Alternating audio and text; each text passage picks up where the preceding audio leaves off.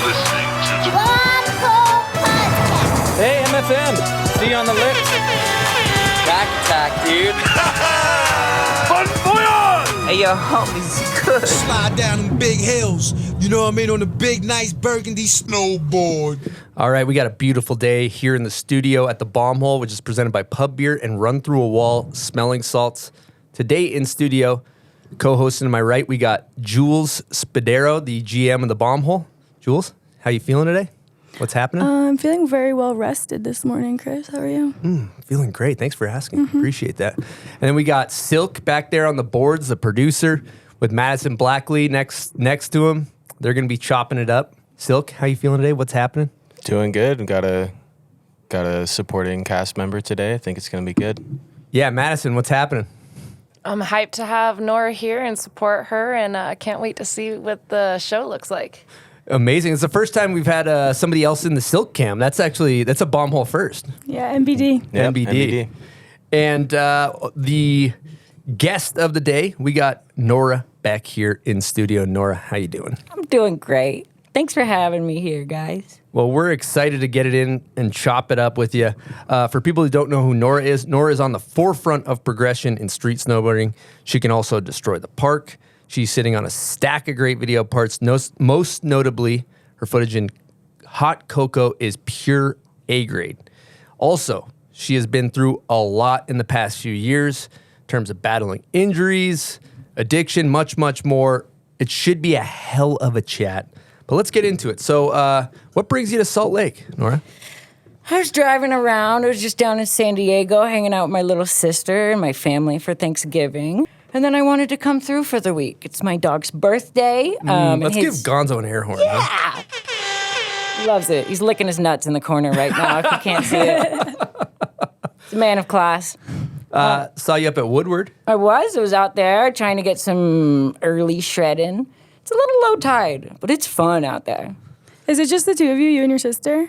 I have an older sibling too. They were living in New York City for a little while, trying to figure out their next move now, but it's the three of us, yeah. Nice. Yeah, I heard you grew up in a military family. Yes, both my parents were Navy pilots. By the time I was born, they were both out of the military. My dad was a commercial pilot, but that's how they met. They were both Navy pilots based in Pensacola, Florida. My mom actually ended up blowing her knee out while skiing, while in the Navy on like a leave, and then got honorably discharged as a disabled veteran because of it. So we don't have good memories of skiing in my family. It's hurt us a little bit, but we try to get past it. Now, I picture military family, a lot of like self-discipline growing up. Was that a thing? Yeah. If you messed up, you did work to pay for it. So I got... let me think. When I was like 10 or 11, I got my first like iPod, and I was terrible at holding on to things. I lost everything, right? And I ended up losing the iPod on like a little school or a trip of some sort, and I came back, and my dad made me. First, I had to run laps around the property for a while, and then I had to do yard work at $7 an hour for my whole spring break until I paid off the iPod that I had lost, and that was his version of punishment. Wow. Do you feel like from being like in a super disciplined family, do you feel like, I don't know, I feel like there's kind of two effects that can happen. Like you either like follow that or you like fully rebel against it. Where do you think you fall? Yeah, I ran away from it as hard as I could. You could tell me anything, I'd be like, fuck you, I'm not going to go do that. I'm going to go turn around and do the opposite. So I was a troubled kid for sure. I got myself in a lot of trouble. I was drinking. I was eating Xanax and having fun. All because, I was told not to. Mm-hmm. And that's the point. Because they were wrong about everything. And I'm 16 and I fucking know everything.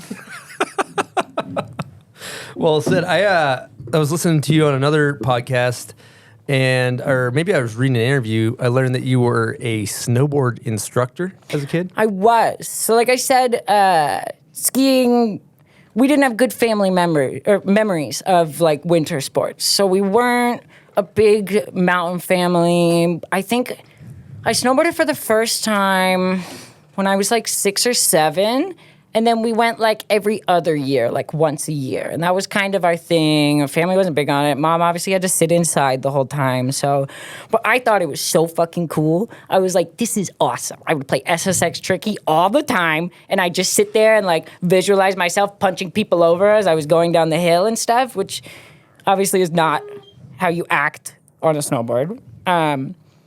But yeah, by the time I turned 14, one of my mom's good friends worked up at the local resort. Local. It was about an hour, 20 minutes away in Pennsylvania. What's it called? Whitetail. So we kind of jumped over some stuff, but we didn't talk about where you actually grew up and all that stuff. So I was born about an hour outside of Sacramento in Fairfield, California, and lived for about a year in Vacaville, California. Sucks.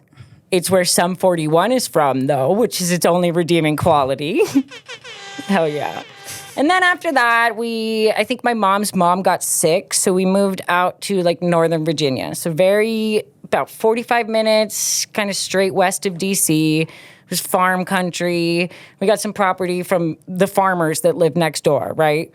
And I spent my childhood growing up there, kind of out in the sticks. These days, it's much more built up. They expanded the metro out from, like, D.C. Way closer, so it's, like, a way different town than I remember growing up in. But it was fun. Real country stuff. So then you grew up riding whitetail? Yes, it was a very small resort, like literally just over the border to Pennsylvania. So you'd be driving through Maryland, and about the last half a mile before you got to the resort was where you'd switch over into Pennsylvania. And it was 800 vertical feet, right? But it was the closest place to D.C., so that was like where a lot of foreign diplomats came.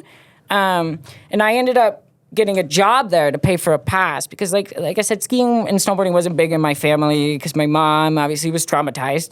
I'm just kidding. She always was a good sport about it, but like they just weren't big on it. And it wasn't their thing to do. I mean, it's also Pennsylvania, like fair enough. Yeah, and an hour and a half. And I was like, fuck no, we're not going to do that. Like that's a huge drive. You have 2 siblings. I have to drive them places. Mm-hmm. So when I was 14, I got a special work permit to get a job at the resort as an assistant instructor. And basically, I'd like sit in on like classes and whenever there was like little kids that were kind of falling behind, that was like my job was to keep up with the little kids. But at like 14, you can't work more than I think 12 hours a week. Like there's very strict rules on how much you're allowed to work. So we'd go and like work one day on Saturday and then go ride for Sunday and then just go hang out. And that was kind of like our little gig to get a pass at the resort because I couldn't afford that. And then my mom's friend, she was the actual instructor up there. So that's how we got our little inn. And she drove us up every morning. Many memories of getting picked up at 6 a.m. by sweet Jennifer Reynolds, if we can get a shout out. Shout out to Jennifer. We love the Reynolds. And yeah, she was great. She's a little crazy, but we love that woman. So I'm curious because I've had to try to teach friends how to snowboard, and I actually realize I am useless. I have no. I can imagine you being like, just do it. I'm like, I couldn't actually articulate what to do. I'm like, you just turn. Like I don't know how to explain it. Like, why aren't you doing like, it? Where do I put my weight and all these things? What's the key to teaching somebody how to snowboard? I mean, it's tough. I always tried to make it like fun, right? So when you had to figure out, you start at the beginning, we were doing very basic beginner lessons. So it's like, okay, let's figure out what foot goes in front. And I'd always make a little joke about running up and like kicking something that you didn't like. Like, you know, there's a little annoying crying baby on the ground. You're going to run up and kick it. What foot are you going to kick the baby with, right? And I would always get a little laugh out of people, and that's how you figured out. I figure if people kicked with their right foot, they're probably going to be regular. Their right foot's going to start in the back. If not, whatever, we'll get there later. You know, I don't fucking care. But that was my little basic rule of thumb. And then I tried to really focus on, and it's been like 10 years. I don't really remember a lot of it, but like the twisting motions. So to turn, you lift up on your front foot and you don't lift up on your back foot. And that's how you're going to get the heel in. And then vice versa. You're going to push that knee down, that front knee down. You're going to keep that back knee kind of straight. And that's how you're going to get onto your toe edge. Yep.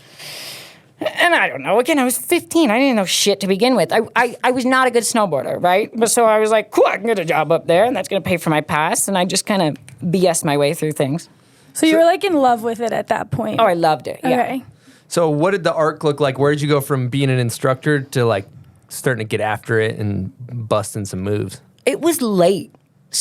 The whole time I was like in high school and working there, I was Pennsylvania. There's no scene, right? So I didn't know. I had no idea what the path was. I had no idea where to go anywhere. I don't even think I'd watched like a street video at that point, right? Because I just didn't know that was a thing, or like I'd see the big ones that were advertised. So I remember seeing like the B movie, and I was like, oh, cool, that's gonna be like in movie theaters.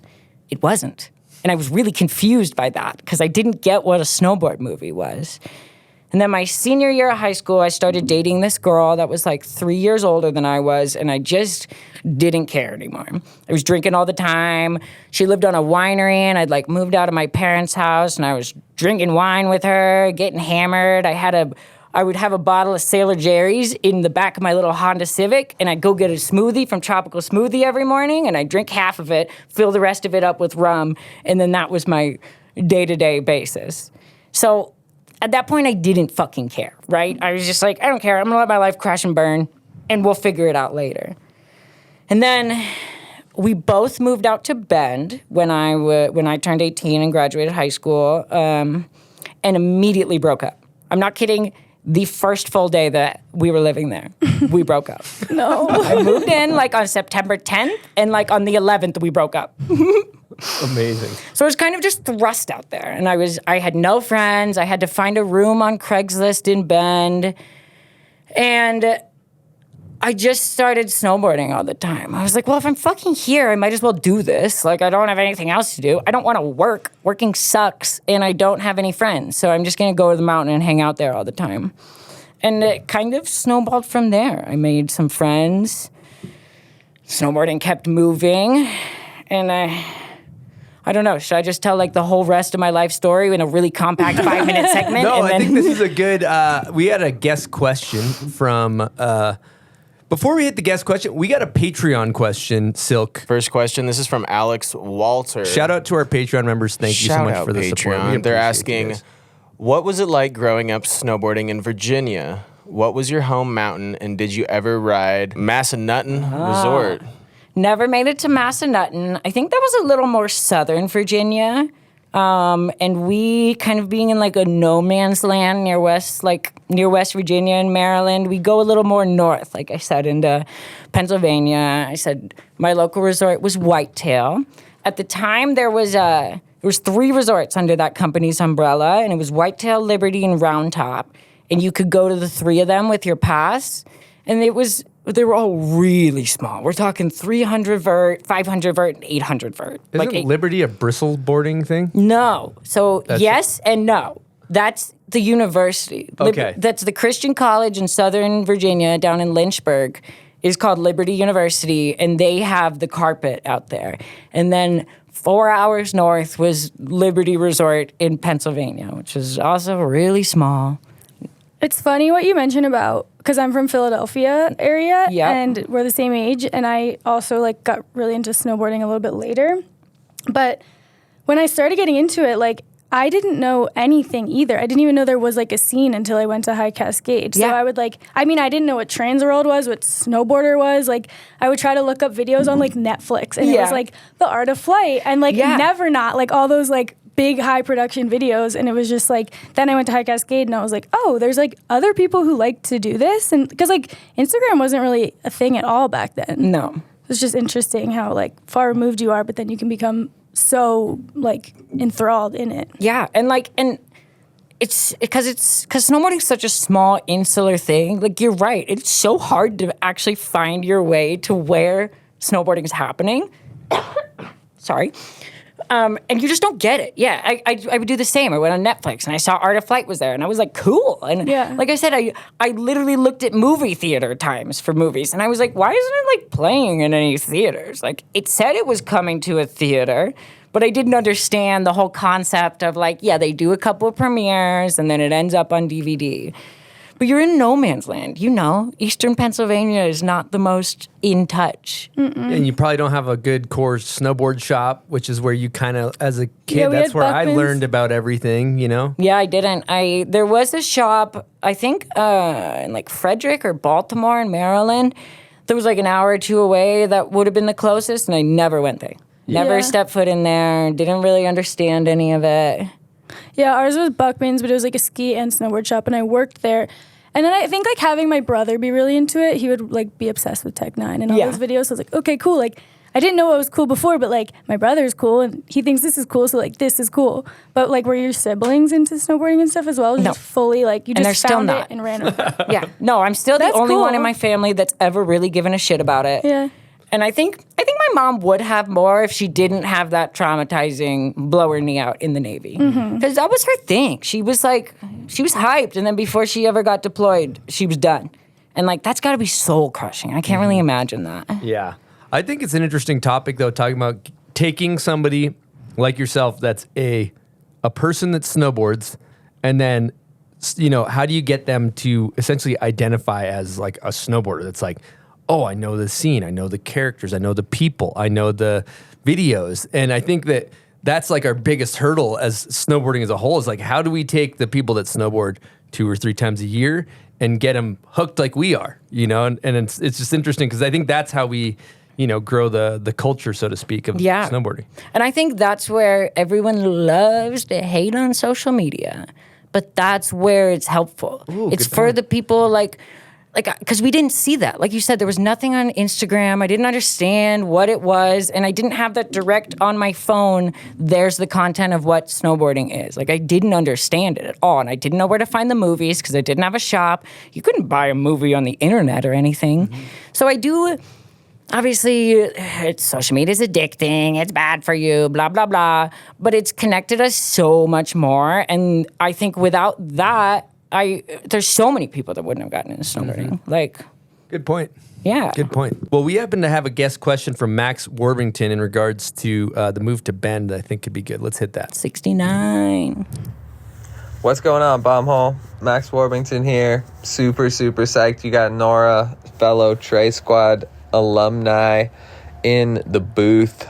Nora's an absolute legend. I mean, everybody knows that you fucking shred hard and send it. And there's nowhere that gets displayed better than in a Shorts and Shades video. So just get ready. Public service announcement. Watch out for Nora, Shorts and Shades. My question's kind of just short and sweet, I guess. Like, what's up with Mel Bachelor? Why Bend?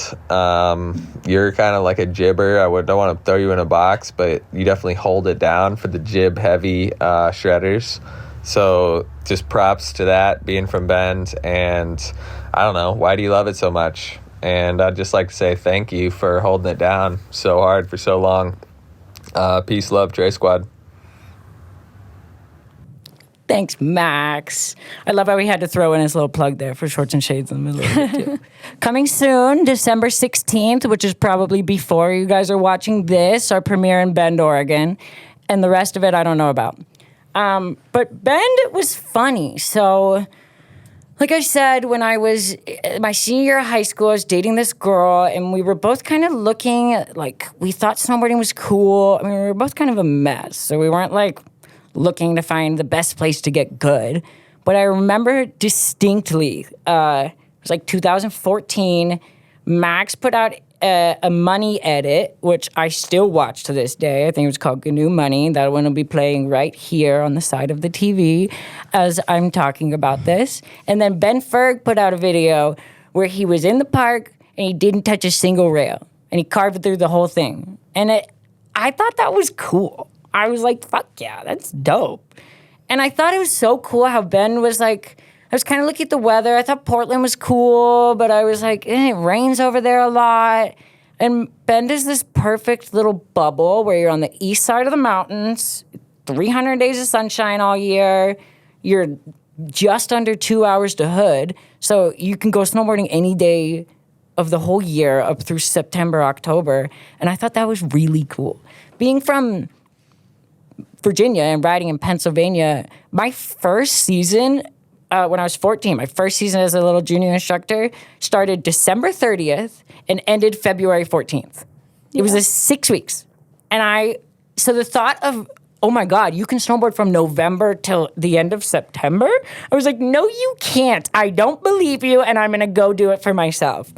So that's what really drew me to Bend and like Mount Bachelor. I was just like, that's fucking dope. And I thought Max and Ben and everyone was so cool, and I wanted to go make friends with all of them, and we could all go snowboard together and stuff. And then I got sucked in, and I still can't seem to leave. I say that with so much love. Like, I love Bend, right? But every time I leave, I'm like, what, dude, this...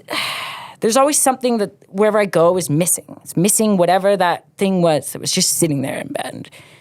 And while it's so granola and like so crunchy and expensive these days, I even last year I left. I was like, I'm going to Mexico and I'm never fucking coming back. And then I ended up right back like 3 months later, and I'm still living there. So you didn't necessarily come with like aspirations of being like, I'm going to be a pro snowboarder. I'm going to get really good. You're just like, what the fuck else am I doing? Not in the slightest. No, I was a mess. And I was drinking all the time and started smoking heroin a little bit when I was in high school. And then I was like, I'm going to move away from this because that'll change me as a person.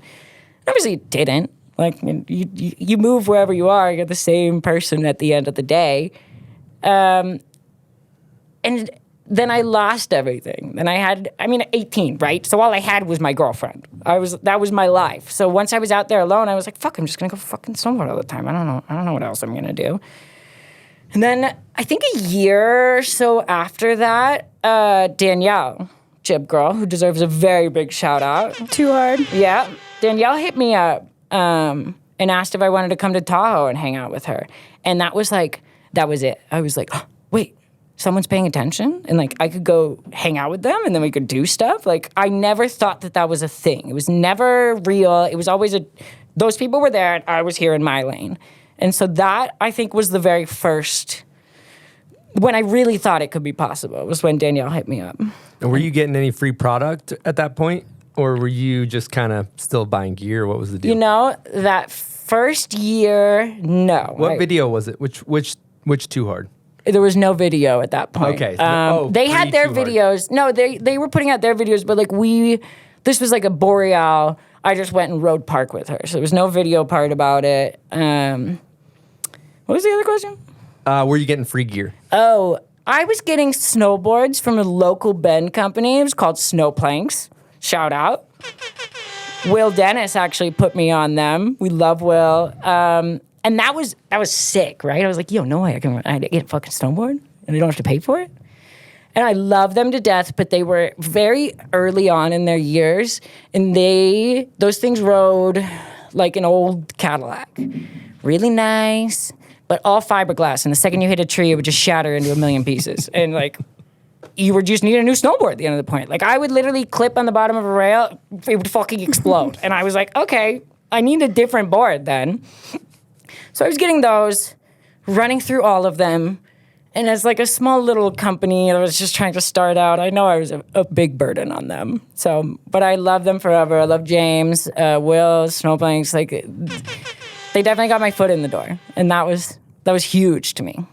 So you got sparked that first year. Now I want to go back to Bend for a second here, because it's interesting when I think about Bend.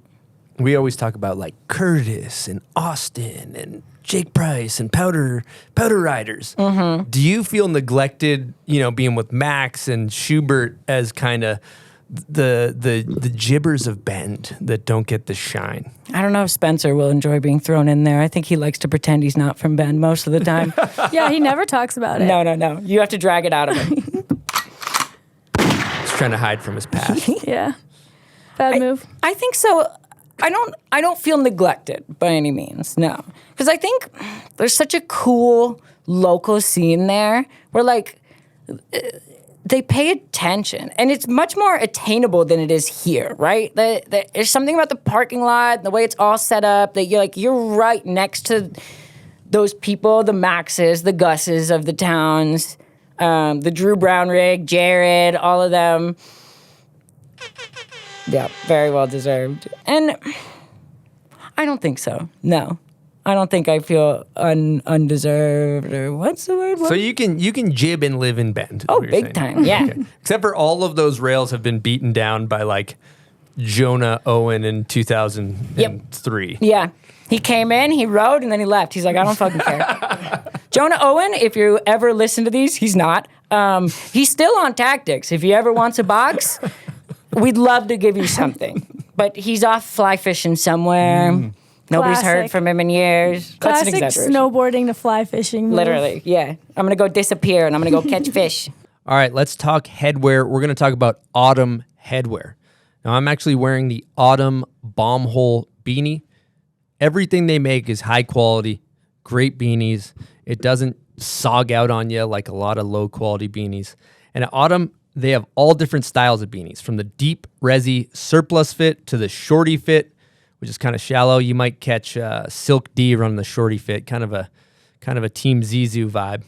They also got the simple fit for right in between, and they got riders with impeccable style. They got Sam Taxwood, Spencer Schubert, Danimals.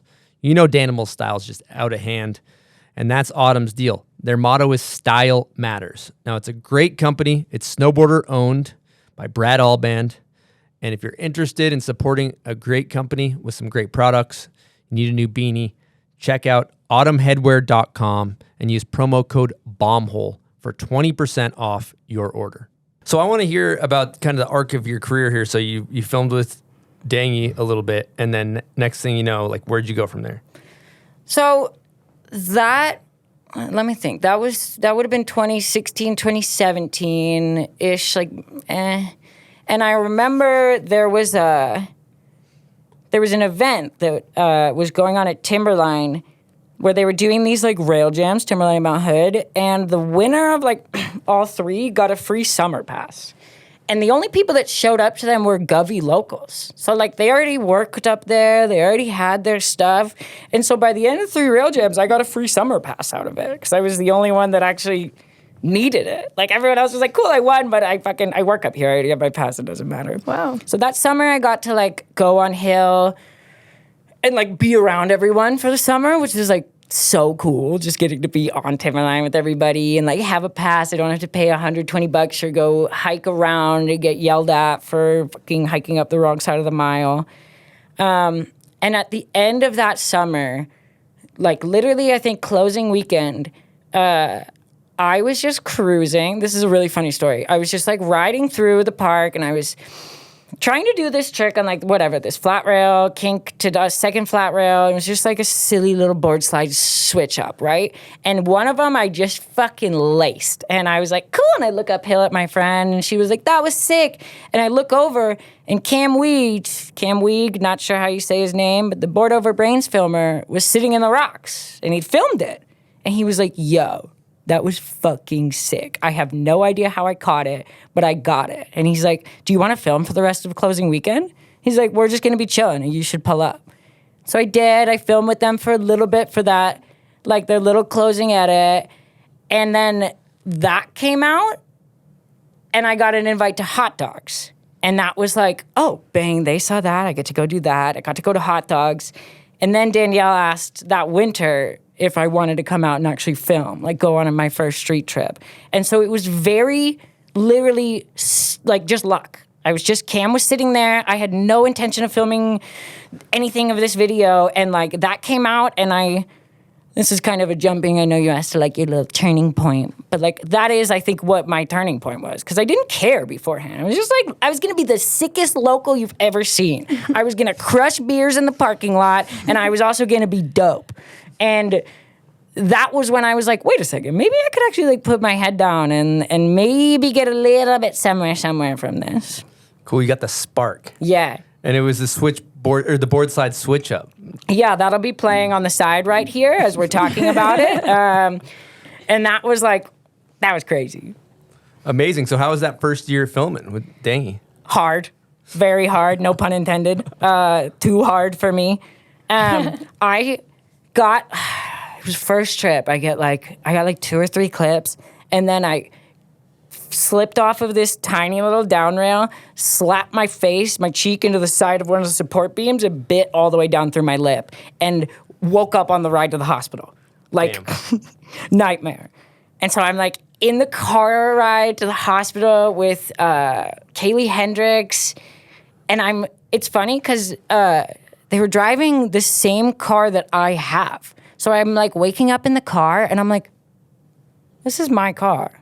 I'm like, I don't know who these people are, but I'm in my own car. I was not in my own car. And I'm safe right now. And that's all. And then I like slowly pick the pieces back together. But it was a nightmare.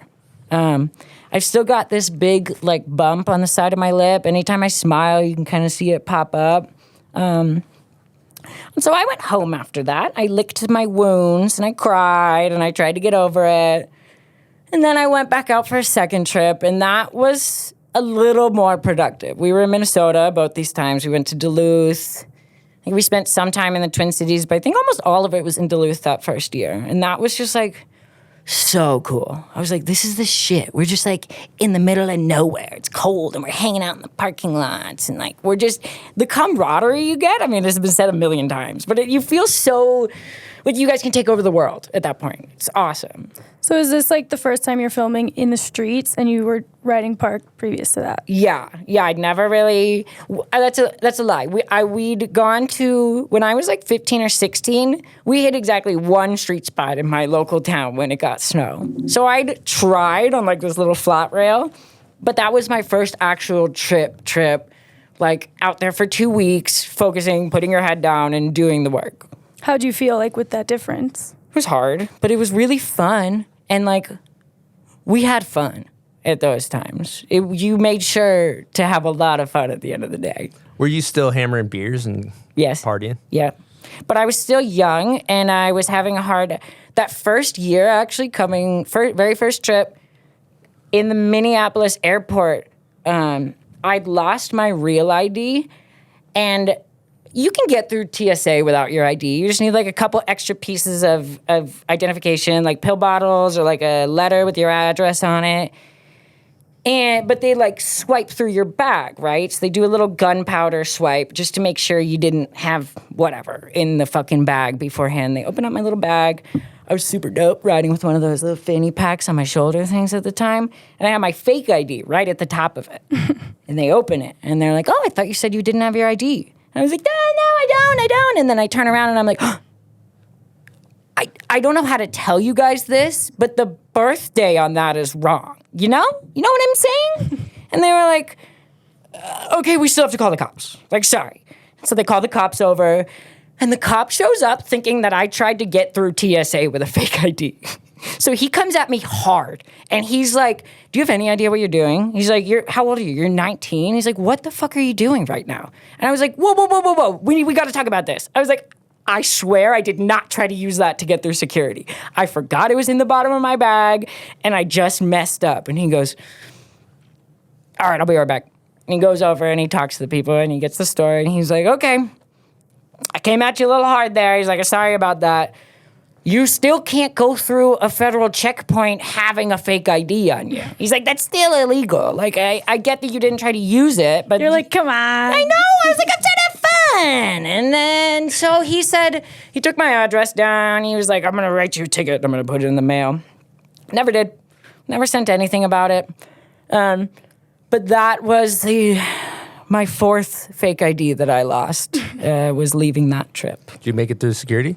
Yes, eventually. Nice. Amazing. Yeah, I like that. Okay, so first year, which Too Hard was that?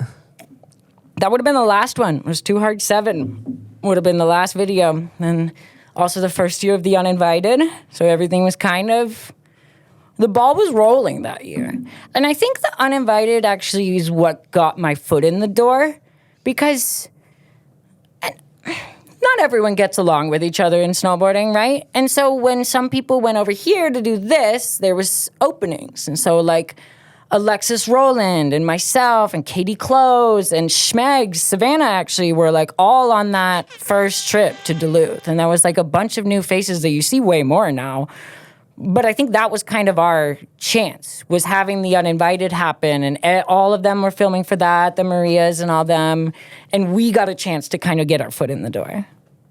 So Yeah, that was Too Hard 7. That was the very last video. Dude, I used to think Kaylee Hendricks was the shit. She was like She my is. favorite. She is the when shit. I was watching those videos. I want to yeah. back that up. And then I will say, I know this is one of the questions on the dice or whatever. My 5th fake ID was Kaylee Hendricks. Yes. Even though she's about 8 inches shorter than I am and was like bleached blonde hair, very that thing worked until I turned 21. And then I passed that along to another girl.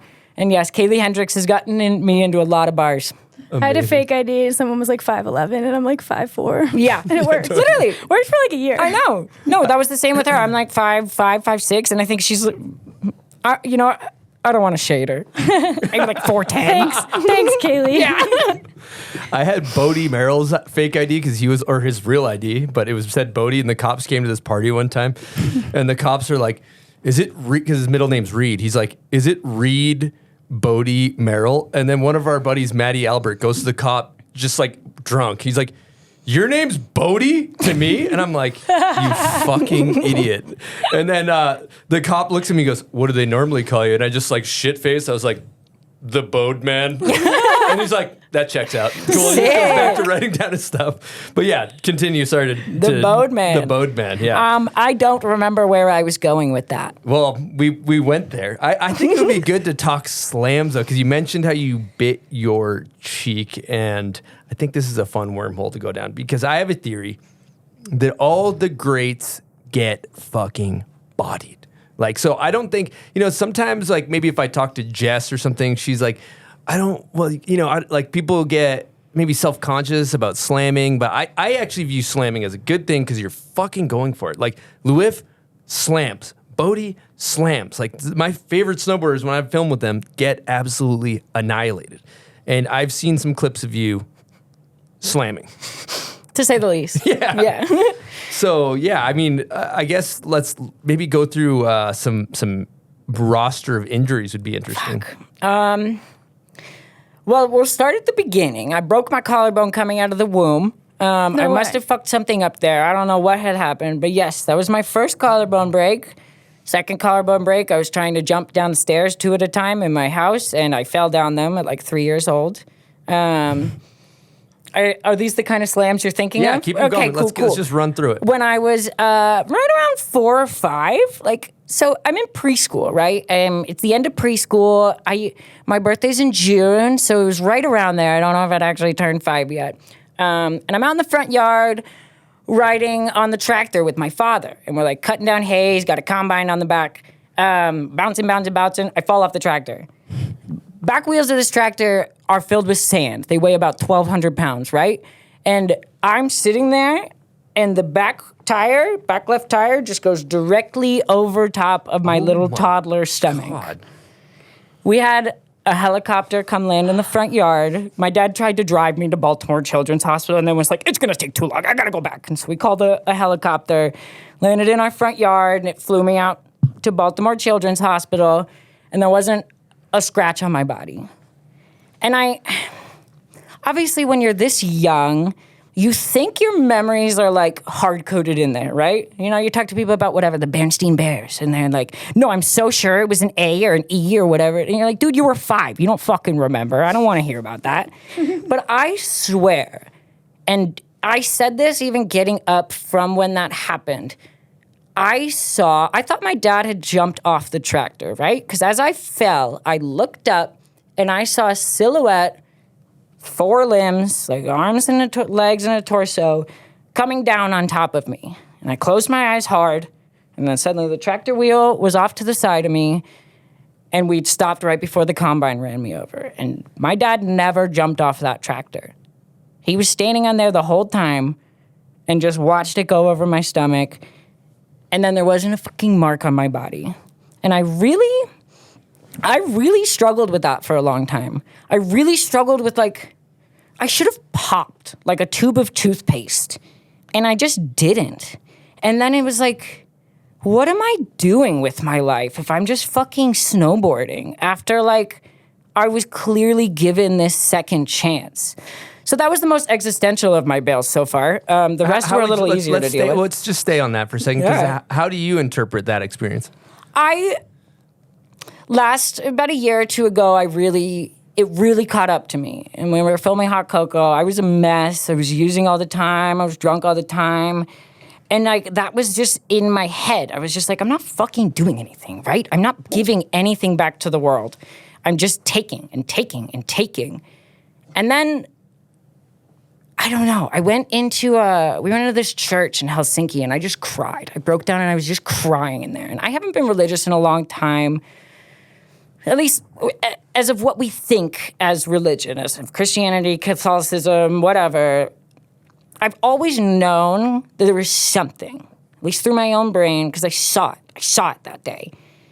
And I've just never been able to find my connection with that. And so like 2 years ago, I really broke down. I was like, I'm doing nothing for the world. I mean, there wasn't like a distinct switch getting flipped, but like that year, then in Helsinki, we came back, and I went straight to rehab, right? I came back into Portland. My friend Riley, love her to death, Riley Elliott. Can we give her a big air horn? She basically was like, this is it. This is it. You go home, you can never fucking talk to me again, or you go get your shit together. She's like, I know you're sick of this. I was crying, I was a mess. But I'm still in the emotions phase of it, you know? I just want to be upset that my life sucks. And that was, I think, the turning point of like, you know what? I'm not just gonna take. I think the best thing we can all do in this world is just be our best selves, right? Like your best, your most present and authentic self you can be. There's nothing else we can do as people. Like you can try, but if we would all work on that and being our best self, like that's all you can give to the world. And I really realized that. It's like, I don't have to run a charity. I mean, obviously those people are great. We love them, right? But the best thing I can do to the world 100%. Is just give my best self. Yep. Be there, be present, and I won't feel guilt because I'm actually putting my energy into the people around me and like fostering those relationships. So like I said, it wasn't like, there wasn't some big switch. It was just realizing like, holy shit, like that's it. That's our role. I've said it 4 times, but the best thing you can do is just... Can we stay on that? Yeah. I love that. First of all, one thing I think is really fascinating is, I drove Riley from detox to rehab.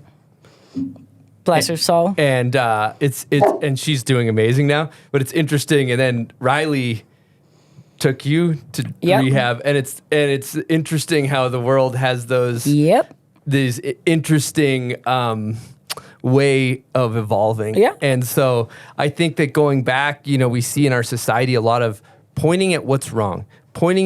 Here's the issue. This politician is the issue. This thing is the issue. And I think that almost just is like it just generates more negative energy. But like, Russell said it on the show once, is like, what's the best way to deal with this, societal issues happening? He's like, well, if you're a good person and you're a good person and you're a good person and we're all good people, that's kind of the solution, is like doing what's right in this world. And I love that, you know? Especially like on this small scale as humans, that is the best we can do. Because, oh man, me and Madison, actually to go back a little bit, you're talking about, you dropped Riley at rehab. Madison actually picked me up from rehab. I came down here, I was in North Ogden at Brighton Recovery Center, big air horn for them. And the circle continues. Yeah, Madison was the one that came picked me up. She's sitting over there in the booth. She hasn't said anything in a long time, but she's still in here. Hey, Mads. Hey guys, I still exist. I also want to say, Nora, I really appreciate your perspective on that, because I've just noticed, like, following you on social media too, the way that you use your social media, and a lot of people use it as like a mask to show the world who they want to be, but yours is just like an outlet to you're very candid on there. It's an outlet to show who you actually are. Sure. And I think that's really impactful for a lot of people.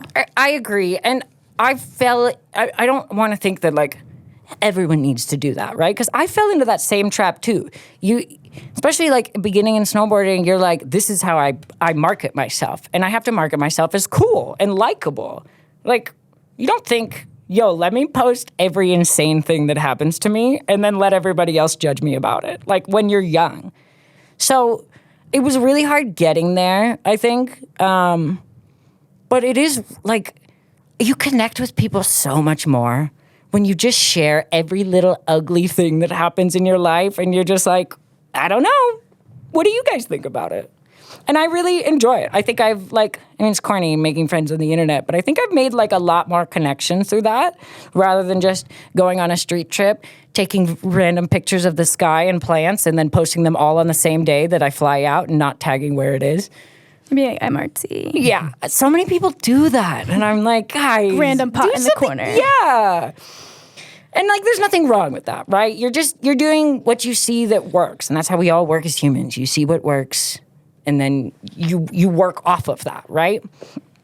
I don't know where I'm going with this, but yeah, I love where we're at with this stuff right now. I think it's super interesting. I think for you to get to that point of being able to share who you authentically are, you have to be comfortable in your own skin. And it takes a long time to get there. When you're insecure, if you don't post anything vulnerable, you can't be judged. Exactly. But if you're comfortable in your own skin, then you're like, this is who I am. Fucking take it or leave it, right? But like that's a hard place to get to. It takes a lot of, you got to have life kind of kick you in the fucking, just kick you and kick you and kick you until you fucking just, or just beat the fuck down. And then you're like, okay, I'm gonna take a break here, and like I got to make a change, and I got to figure it out, and then all of a sudden you're like fucking. Life shows you all these things, and then you come out on the other side of it, and you're like, I'm comfortable with who I am. Right? So, I mean, mine definitely didn't. It wasn't like, wow, I feel really comfortable with myself. I'm going to share the bad things. It was not like that at all, right? Yeah. So to kind of go through the storyline, I'm in rehab April 2022. And I get out around May 5th. And this is the first time you've ever tried to get sober? Yeah. I mean, when I was young, I was convinced that I could stop smoking heroin by drinking and eating Xanax all the time. So the first time I actually put my foot down and went and got help for it. Of course, you try so many times and you make up all these justifications of like, well, I'll only get high at night, and then I'll only drink after this, or I'll only drink beer, or I'll only fucking smoke heroin, and that's how it's gonna, then I'll be able to control it, and that's how it's gonna work. But that doesn't work. I know it's been said a million times, it doesn't fucking work. And once you get there, once you get past that emotions feeling, or like the emotions oriented and you're like solutions oriented, that's where the world comes for you and shows you like, hey, we've got you, right? Like we're here for you at your fucking lowest as long as you want to work on it. Like we don't care. So I got out of rehab and had, that was like a Saturday or Sunday. I had the week at Mount Bachelor, got to hang out with some friends, and then It's Tits was the week after that, right? Friday, about 2 weeks after I got out of rehab, I think to the day, was when I broke my back. And when I hit the ground, I couldn't move, right? My legs could not move in the slightest. And I don't know if anyone has ever been in like a bad car crash where you can see the book closing on your life and you're like, oh, that's it. Like, it's closed now. Nothing I can do to get past that. And that's what it was. It was like, that's the last thing you're ever going to do on your two legs. Way to go, you fucking dumbass.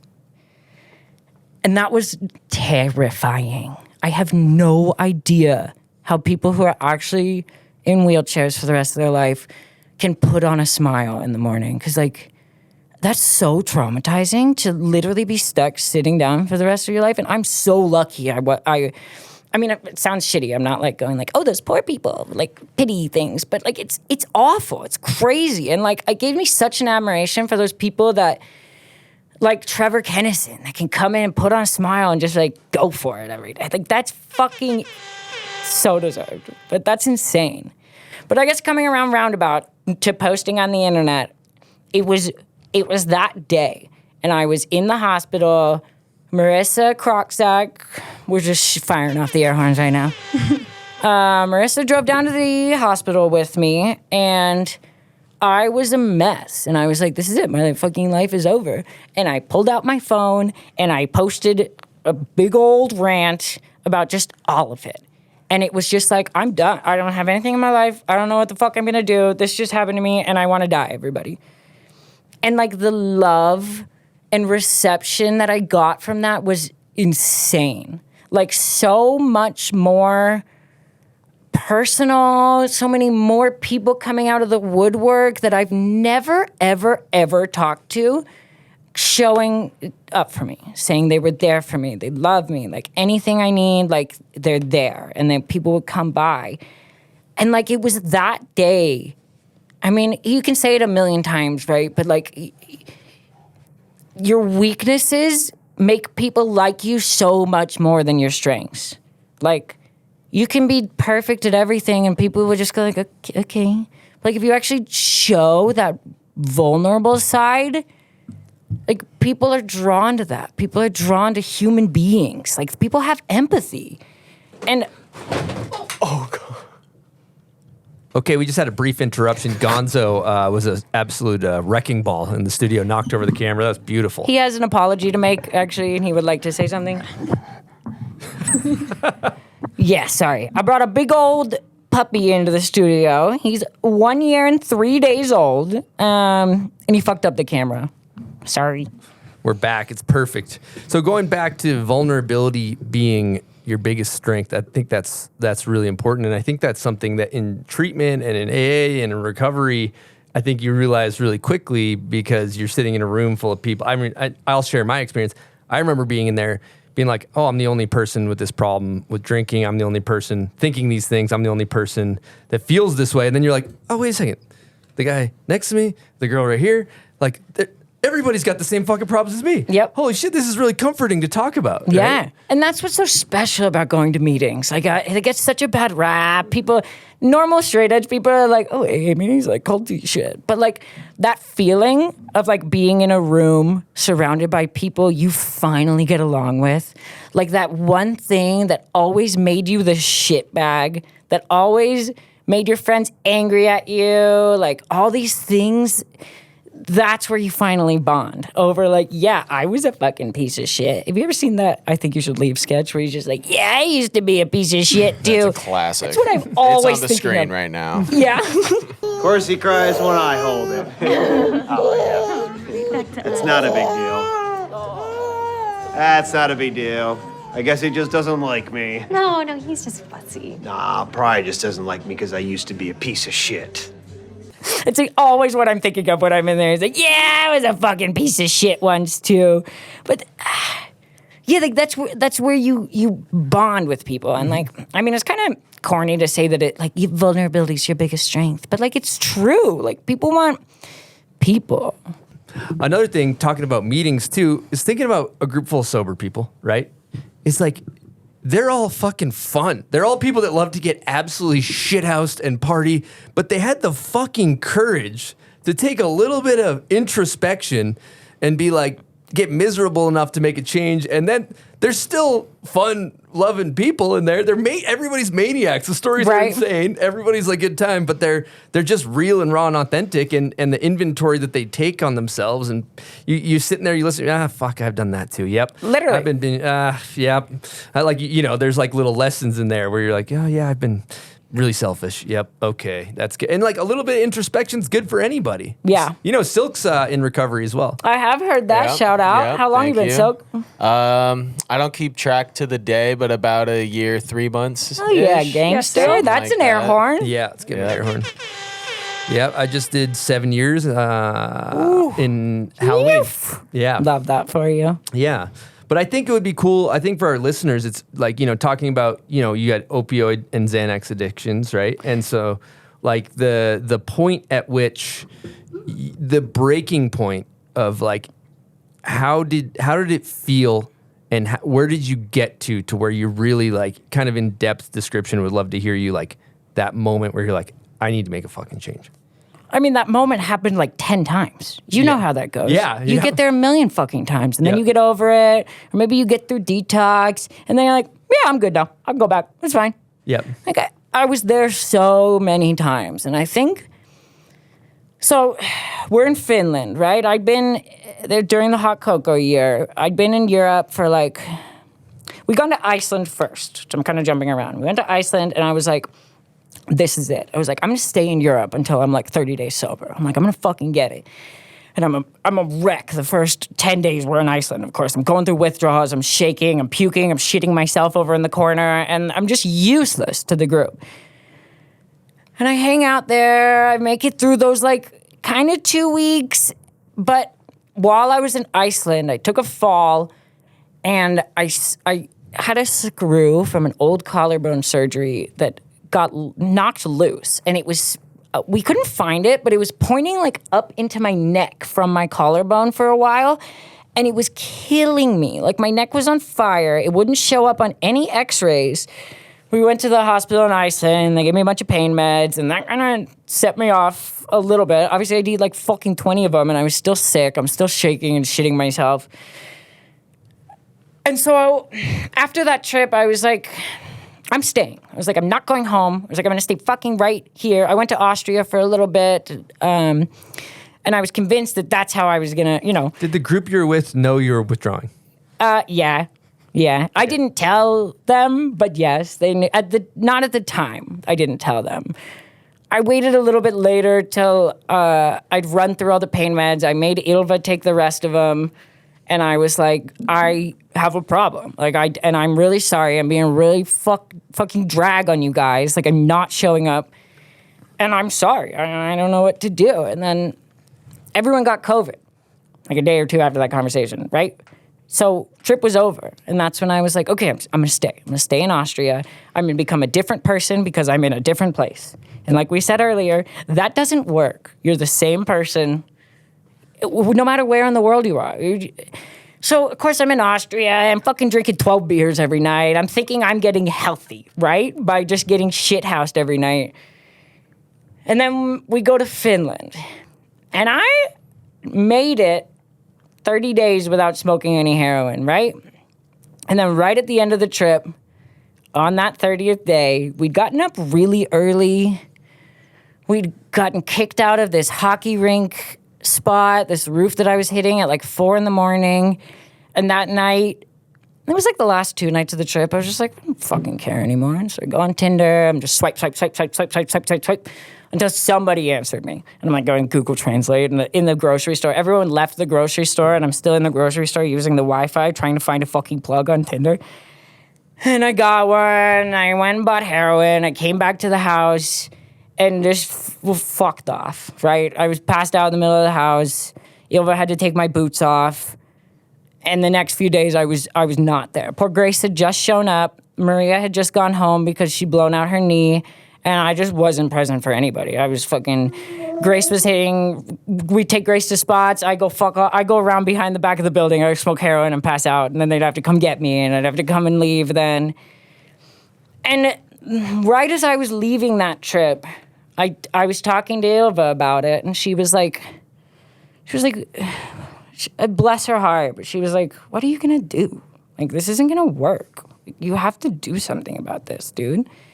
And since it had crept in so much in my life, I was convinced, like, because I'd been around Ilva and Maria, I was like, well, they're going to go tell everyone at Burton, and then everyone's going to fucking drop me because nobody wants a heroin addict on their team. So I came home and I'm crying with Riley about this, we had a little intervention right there with a couple of her friends that I've never met before, but I think that almost hit more. Because like if it's my friends, I can justify it, right? I can be like, I didn't fucking do shit to you. Like, you don't know that I did that. You don't know that I was stealing your stuff. You don't know I was stealing your weed and then taking it down to the homeless people, trading that for $10, using that to go buy heroin. And so when it was strangers, I fell apart, which is not like most people. I feel like that's very, I don't know, you want the more personal touch, but that like hit me. And like I said, I never made it home. It was like that right there. She was like, okay, we're going to hospital. We're going to take you in a detox. You're texting your mom about it right now. Or like, we're never talking again. Like, you're fucking done. I don't give a shit. And that was my moment. Because I was like, I was convinced I was going to get dropped. Because I'd just been fucking off the whole year. Everyone knew it. Bless Maria and Ilva's hearts. they never said a word. That was my story to tell the whole time. Never badmouthed. And it's not even badmouthing, right? They're just talking about the things I did. Like, never said a word about it. And I don't know. I love them for that. It's so amazing. But that was like I don't know. I was like, half of me was like, I don't care. I don't fucking need snowboarding anymore. But I could feel everything slipping. I was like, and you could feel things slipping and you're like, okay, am I going to do something about it? And then like 2 hours later, you're like, nah, I don't care anymore. But I never got that 2 hours later. It was like in that moment, and that's when I was confronted. And then I went down to rehab in Utah, down here, like fucking 2 or 3 days later after that. How many days you do? 30. Nice. Well, 29, I'll be honest. I was like, hey, guys, there's snowboard competitions I need to go to. Can I leave a day early? And they let me out a day early. But So at what point, I'm curious, you're talking about being scared of Burton and your sponsors finding out, but now you're obviously very open about it and on social media here talking with people. At what point did you start feeling like not scared of losing sponsors and happy to talk about it? The day I broke my back. Okay. I thought it was over. And that I had done world record amounts of fentanyl in the ambulance. I always love that. The EMT's like, he's like, dude, I've never fucking given anybody that much fentanyl. He's like, are you okay? And it was that day in the hospital because I was like, it's over. I don't care anymore, right? Like it's over in terms of your career or like I'm going to get addicted again? No, like, I mean, I thought my whole life was over, right? I was convinced I was just going to be in a chair and I couldn't see anything past the hospital at that point. I was like, I'm stuck in here forever. Like, I don't care. It's going to be like 2 months till I fucking leave here anyway. So I couldn't even think that far. I thought, obviously, my career was over. I wasn't like, yeah, I'm going to go home and relapse. I don't fucking give a shit anymore. But I was like lost. Because like, kind of like what happened when I moved to Bend, I suddenly just had nothing. It was like, I based my whole identity around snowboarding and around the validation I got from it at the end of the day. And then that was gone. And I was terrified. I was like, this is it. This is who I am. This is what's... Every year it has been like a cycle just to get to November and get told that I'm doing a good job. Yeah, that was the biggest, because obviously we'd gotten to that. We're in rehab and like you're going through 9 hours of group therapy every day and 2 hours of personal one-on-one therapy. So I'd gotten to the point where I knew that this external validation was not healthy and that basing my whole year around it and saying like, well, it doesn't really fucking matter what I do because in November everyone told me my part was sick. You know? So, who gives a shit about the rest of that? You guys don't know. Everyone said I'm fucking dope. Like, do you see these Instagram comments? And seeing that, because it feels good, right? Oh, yeah. It feels real good. So you hear that it's bad, and you're like, yeah, I'll try to work on not placing any emphasis on that, but I'll get there eventually. And I just saw it gone. It was like, boom. Nobody's ever going to tell you did a good job again. What are you going to do? That's it. It's on you for the rest of your life. And like, that was soul crushing. All right, we're going to take a quick break and talk about one of our sponsors of the show, Bubs Naturals. Now, Bubs rules because they support a lot of things in snowboarding, including the bomb hole. And when you've heard us talk about the collagen on the show, great for the skin, great for the hair, great for the nails. We've talked about that a lot, but we're going to talk about their Bubs Brew coffee. Now, this coffee's delicious. Here at the Bomb Hole, we got to get a lot of work done. We chug coffee, and we always chug Bubs Brew. It's USDA organic. It's Whole30 approved, and 10% of all of their profits go to charity. They're always giving back for a good cause. The other product that I like to consume on a regular basis, I use pretty much daily, is the Bubs Naturals electrolyte powder. It's called Hydrate or Die. You put it in your water, shake it up. It helps you stay hydrated. It's got no sugars, which is the big difference between that and a lot of other electrolyte mixes. It's got 2,000 milligrams of powerful electrolytes from nature, not from a lab. So if you're interested in getting hydrated, which is important to do in the winter as well as the summer, check out Bubs Naturals and use promo code BOMBHOLE at bubsnaturals.com for 20% off. Yeah. Well, one thing, this would be a cool thing to talk about. I'd be interested in the point of getting sober, right? What I realized in my journey is that, like, by the time I got sick enough to make a change, I fucking didn't like myself. I was looking in the mirror. I was like, I don't fucking like that guy. Like, I'm not proud of who that person is. Right. I'm not. And did you have that moment when you were using? Every day. Yeah. I hated myself. And that's what I was running from the whole time. But I was so convinced that if I did a good job playing sports and everyone told me I was doing a good job, then like it's fine because I'm getting that outside validation, right? And so if I just win an award, then I'll feel good. And if I just do this, then I'll feel good. Wow. You hear it all the fucking time. Obviously, you hear it from like rich people, and nobody wants to listen to a rich person because you're like, shut the fuck up. I don't care if you say money doesn't make you happy. But it's more about that, like, nothing outside of you will make you happy. There's nothing. Doesn't matter.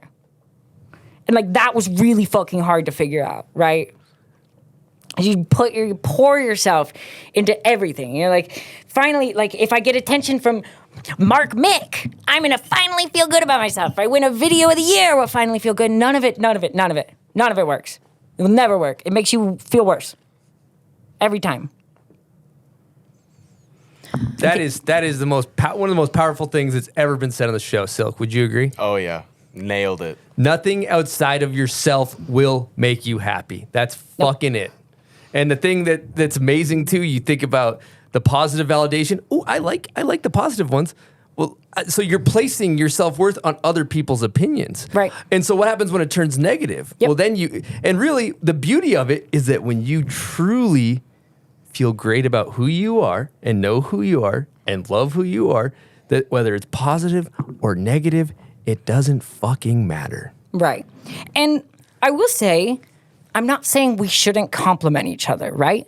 Like, we should still lift each other up, tell each other you did a great job, but if you're relying on that to fulfill you and make you happy with yourself, like, that's not going to work. I remember specifically when I was in rehab and I was explaining, I was like, well, yeah, you film a video part every year, but you're never really happy about it because if you're happy about it, then you did too much. And my therapist was like, what? She's like, you've never been happy with something you did? And I was like, well, no, that's how you get better. And she's like, what the fuck are you thinking? Like, you have to celebrate yourself. You have to take that time to slow down, tell yourself you did a good job because like we said, no one... You'll hear it, feels good, next day it's gone. Like, you gotta actually build that up inside of yourself to truly appreciate the comments coming from outside. Now, I have a theory here. I'd love to get your take on this because I think that really, realistically, a lot of pro snowboarding is driven by all of the things you just said. If I win, if I do a good trick, then people will love me. Then people will, that is really, I think, at a core, if you get on a little bit more of a conscious level, what drives a lot of snowboarders. So, how do you pursue professional snowboarding in a healthy way? I don't know. I'll be honest. Maybe you don't. I haven't yet. Yeah. Like it's like I truly, maybe your riding will change in the sense where it's like, I truly love this, and the love and passion is pouring out of me, and that's what shows up on the snowboard. Yeah. Not the need for validation. I have noticed, you've talked about this before, but you talked about like the LeBron documentary or the Michael Jordan or whatever. Like, dude did not have good coping skills at all. No. Like, he was so unhealthy, and like Mike Tyson, all these guys that you hear, they're like, I wanted to fucking kill them. Like, and that, not wanting to murder somebody, but like that, like, I am going to fall 50 times, but then I'm going to land the best trick anyone's fucking landed this year. And I don't have that as much anymore. I'll be honest. I don't want to fall anymore. And I realized that. I realized about halfway through. So I took the past year and a half off of snowboarding, right? They told me I should chill for my back, and I was really thinking about that. I'm like, Jules, you've talked about this too. Like, as women, we have an innate, we want to protect ourselves. We don't want to fall. And like, men too, you want to protect your body, but like, if you can put enough emphasis on, like I said, that external validation, you can get past that. And you can be like, doesn't fucking matter. I don't care. I'll walk in there with 2 broken arms as long as everyone tells me that I did good, right? I don't care if I bite through my lip and I have a fucked up smile for the rest of my life as long as they told me I did good. And oh my God, I keep talking myself into a corner and I don't even know where I was talking about going. men versus women in working through it. Yeah. Oh, and but being healthy and trying to, because I don't know if I can really get into like how different, because it's just how much weight you place on that external validation, right? And for me, I put a lot of weight on that. That's how I was able to get over like the feeling of falling. And so you just beat the shit out of yourself out there, right? Like you're constantly falling, especially as a woman trying to like learn a trick. Like you're gonna eat shit a lot. It's just, you've never seen someone do it. You've got to figure it out on your own. But there was I don't know. So coming into this season with this new kind of mindset and these realizations, where do you land with like approaching tricks and pushing yourself and stuff now? Do you feel like you're still going to have that motivation coming from a different place, or where are you at with that? I want to find it, for sure.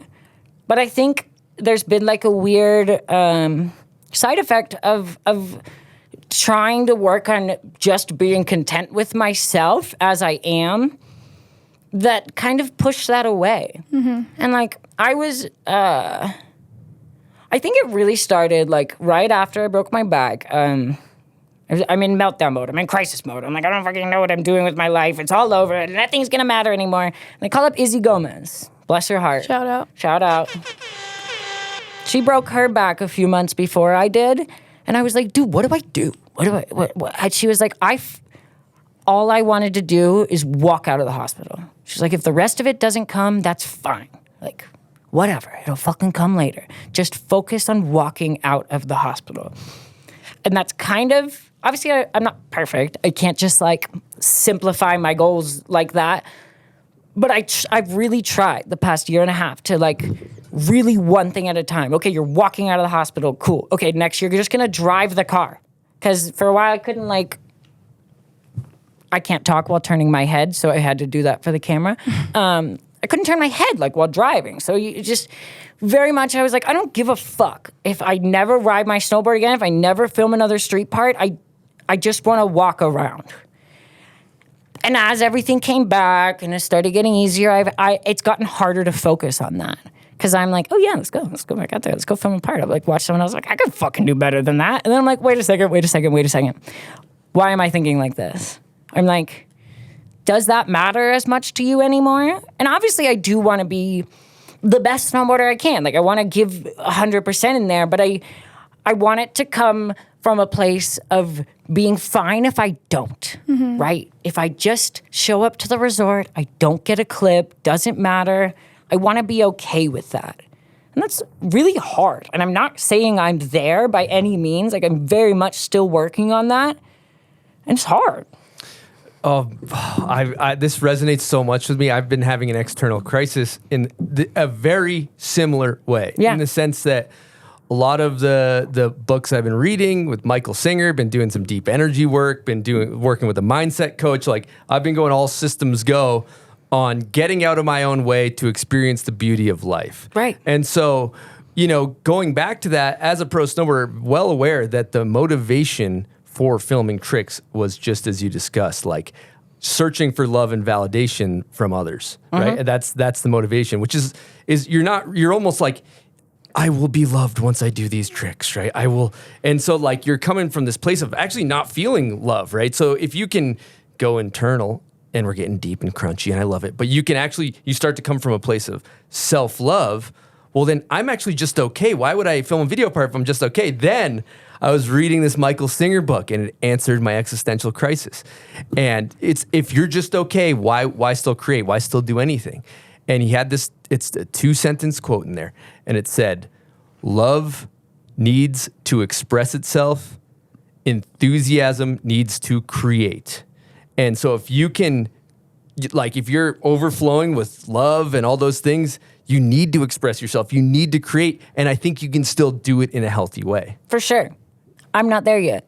Yeah. That's one thing I like I said, I'm still not, I know it in practice. I know that like I need to come from myself, but like that's where I'm struggling finding it. I mean, I'm sure you know, like when you go to a different resort, you get like, and they give you a ticket, say, you feel a responsibility to get a clip. Like, and if you don't, you kind of like kick yourself down a little bit. And I was happy to be the past few days at Woodward Park City. I was like, fuck, dude. I'm snowboarding, but I'm not having fun because I feel like I need to get a clip, but then I'm not actually down. And it was just so back and forth. And you're right. Like once you can get to that spot, I think that's where the best, maybe not the best, but that's where a lot of authentic art can come from. I'm just not there yet myself. Well, another take on this subject too is thinking about Kobe Bryant, right? So Kobe was on a very similar path. Kobe's very deep, very well read, very, into human optimization and such a huge inspiration.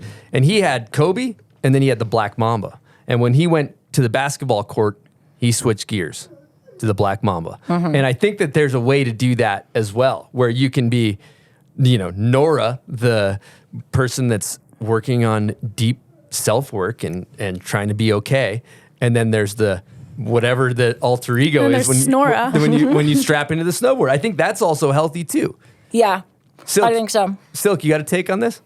Yeah, absolutely. And I think Ilva actually talked about this when she was in, about separating her different like activities with different personality traits and naming them, and that was something that she did and seemed like it worked for her. And we're kind of talking about the same thing, like finding a way to separate these different aspects of our lives and not let that quest for validation come into the snowboarding, but still fuel it with like your love and expression and all of the self-work that you're doing. Yeah. And like, I think that's also a great tool to like figure out that one aspect of your personality is not the whole thing. And that's a big thing you come through with addiction, right? Is that the addict in you that stole, that lied, that cheated, that did all this shit, that's not you. I'm not the jealous, envious snowboarder. That is a part of me, for sure. But that's just a little voice, chirp, chirp, chirp, chirp, chirp. I'm the consciousness listening to the chirping, right? I'm behind all of that. But again, it's so easy to say these things in practice and be like, yeah, and then I separated everything and I had perfect balance in my life and now I never stress at all. And it's way harder to actually do fucking in reality.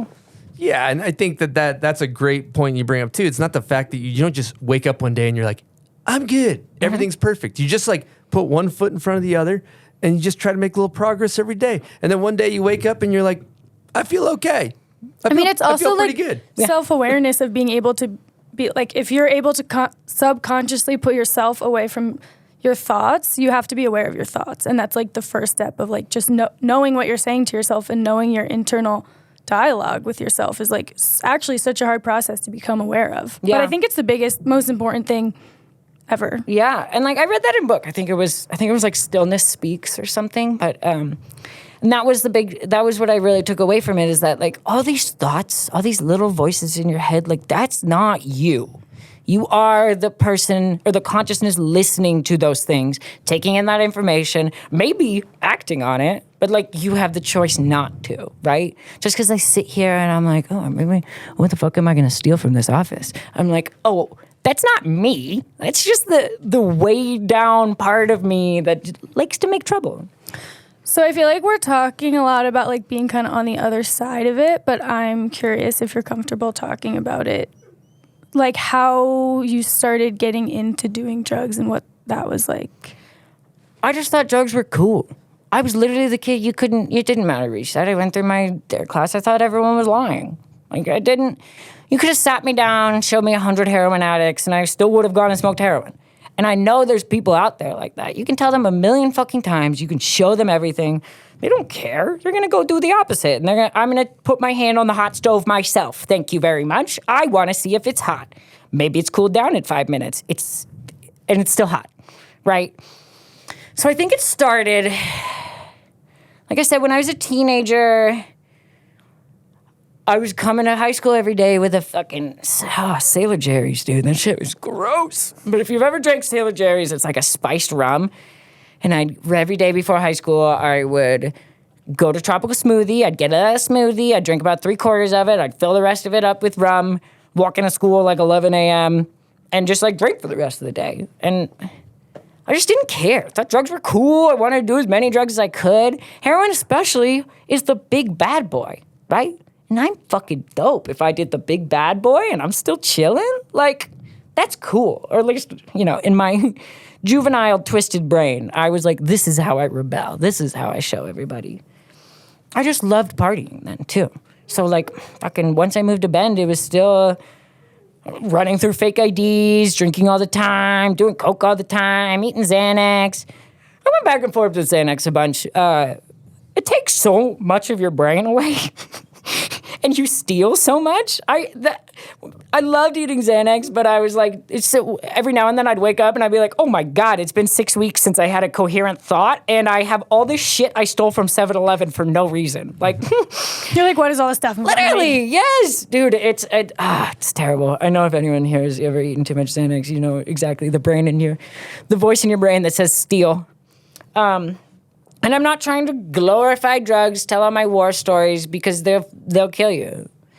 You go 3 ways. You go to jail, you go to rehab, or you go to the graveyard. That's it. You got your choice. And I knew that. I didn't fucking care, right? And I know so many people out there are like that. And it was just straight, I didn't care. I wanted to be the cool, you told me I can't do that? Well, fine, I'm gonna fucking do it. Yeah. I'll show you. And I'll be fine doing it, too. I wasn't. Spoiler alert. But the thing, too, is life has this funny way of, like, you can tell people a million times, the only way to learn, I think, it's through experience. Through experience, it's like, you don't know how to deal with fucking death until death hits you. You don't know how to deal with addiction until addiction hits you. And every time you hit these things, life has this perfect way of showing you, okay, you think you got it figured out? Nope. Yep. Here we go. What's the lesson with this? And some people are way better at it, right? Some people, you tell them the stove's hot, they won't touch it. Yeah, good Some point. people, you tell them the stove's hot, they touch it once. I had to touch it for like 10 years before I finally figured out that the stove is burning me and I need to stop touching the stove, right? Mm-hmm. And it's just, people are different. Some people figured that out early, and I just wasn't one of them, to say the least. One thing I was going to ask, when you went to rehab, did you disclose it to your sponsors? I texted Pat Dodge, yes, who deserves a very special air horn, but that was it. I told Pat, as I've always felt some kind of like special connection there. Like, when you meet people that you truly feel like have your back, like they're not there for sounds corny to say like they're not there for the company, but they're there for you. Mm-hmm. And like that's how I've always really felt with Pat. Obviously he does an amazing job at Burton, but I've always truly felt that he had my back, and I felt like he deserved that. I felt like he deserved, like everyone else, I was like, I don't have to talk to you for a month. Like, that's fine. I can just go fuck off. But Pat, I really wanted to reach out to, and I really wanted to like, I don't know, just stay real with him and like keep him informed. Because he's like I said, he's always had my back, and I feel like that was just like the least I could do. Just like, hey, and I was also convinced, like I said, that I was like, Maria and Ilva are already on the phone with him. They've been on the phone with him for months, and like everyone knows. So I was like, I've got to fucking say something about it. So I told Pat, lovely Patrick Dodge, and that was it at first. And I was just like, yo, I'm going away for a little bit. I didn't really get into details. I told him I was going to rehab, but I didn't tell him why or any of that. And it's just like, I'll be back in a month. And bless his heart, he was just like, cool, no questions asked. He's like, let me know when you're back. Amazing. And then they also supported you through the injury, the big injury. Dude, they've been amazing, right? Like, and I'll be real. We're talking about Burton, by the way. Yes, we are. Ever since that first phone call, I've been like, well, clock's ticking. Like, that one's not going to last. Look at every rail team they've ever had, right? I was like, they never last. And so I knew, I was like, it's kind of falling apart a little bit, and it's gonna fall apart. But then when I broke my back, they called me, and they've called me multiple times since, And they were like, look, we don't care if this takes a year, 2 years, 3 years, 4 years, 5 years. We don't care. We want you on the team for you. We don't care if you never film another part. Don't care how long this takes. Take your time. And I was like crying. This is the first week I'm in the hospital. I'm like, if anything else, I filmed a good video part, right, Pat? And he's like, seriously, don't worry about it. And like, he meant that. I was just on the phone with them like a month ago or so. And it was the same conversation. It was like, I know you're feeling good. Don't do anything if you don't want to. Take your time. We don't want anyone to get hurt. They're like, if you don't do anything this year, we don't care, right? And that was such, I don't know. There's so much talk of your family till you're not, right? It goes around a lot, and everyone's like, so I was always convinced I'm about to get stabbed in the back. And like, that's been such a like, oh my God, maybe people actually are there for me, you know? Maybe I've been on the more negative side of viewing these relationships than they actually were. And not to say that doesn't happen. So many people get hurt, get dropped immediately. Rookie Ivy, dropped by Burton when she broke her knee or something 5 or 10 years ago, won the US Open the next year.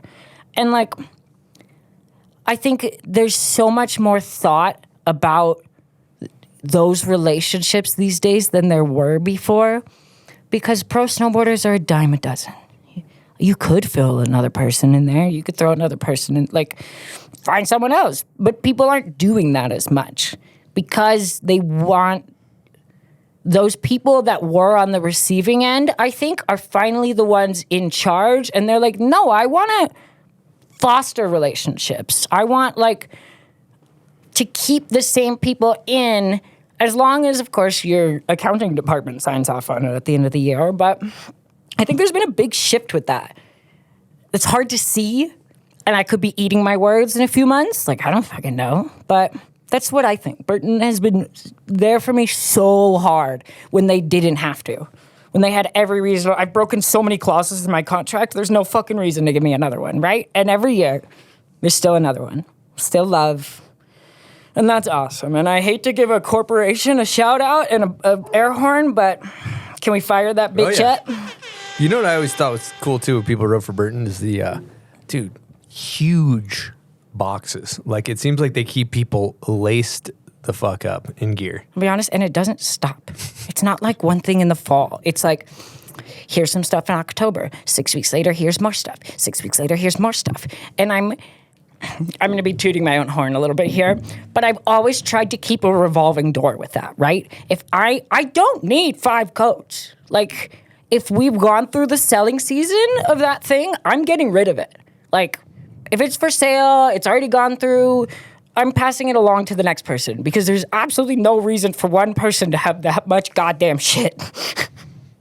Yeah, especially, I've always thought about that, especially when, like, it's the same board the next year. Like, for me, someone who's, like, not a pro snowboarder, they're like, let me send you a new board. I'm like, I really don't need one. Like, right. I just have this board, like, from last year or whatever. Like, give it to somebody else. It's totally fine. Yeah, and of course, we're sitting here talking about all the good things we do. Like, I'm so charitable. But, like, it's true. And I think as a snowboarder, that's a big responsibility. Like, I have always kind of judged people that take their stuff and sell it for like $300 or whatever. I'm like, that's you kind of have a responsibility as the person just getting it in the mail to like help your friends out.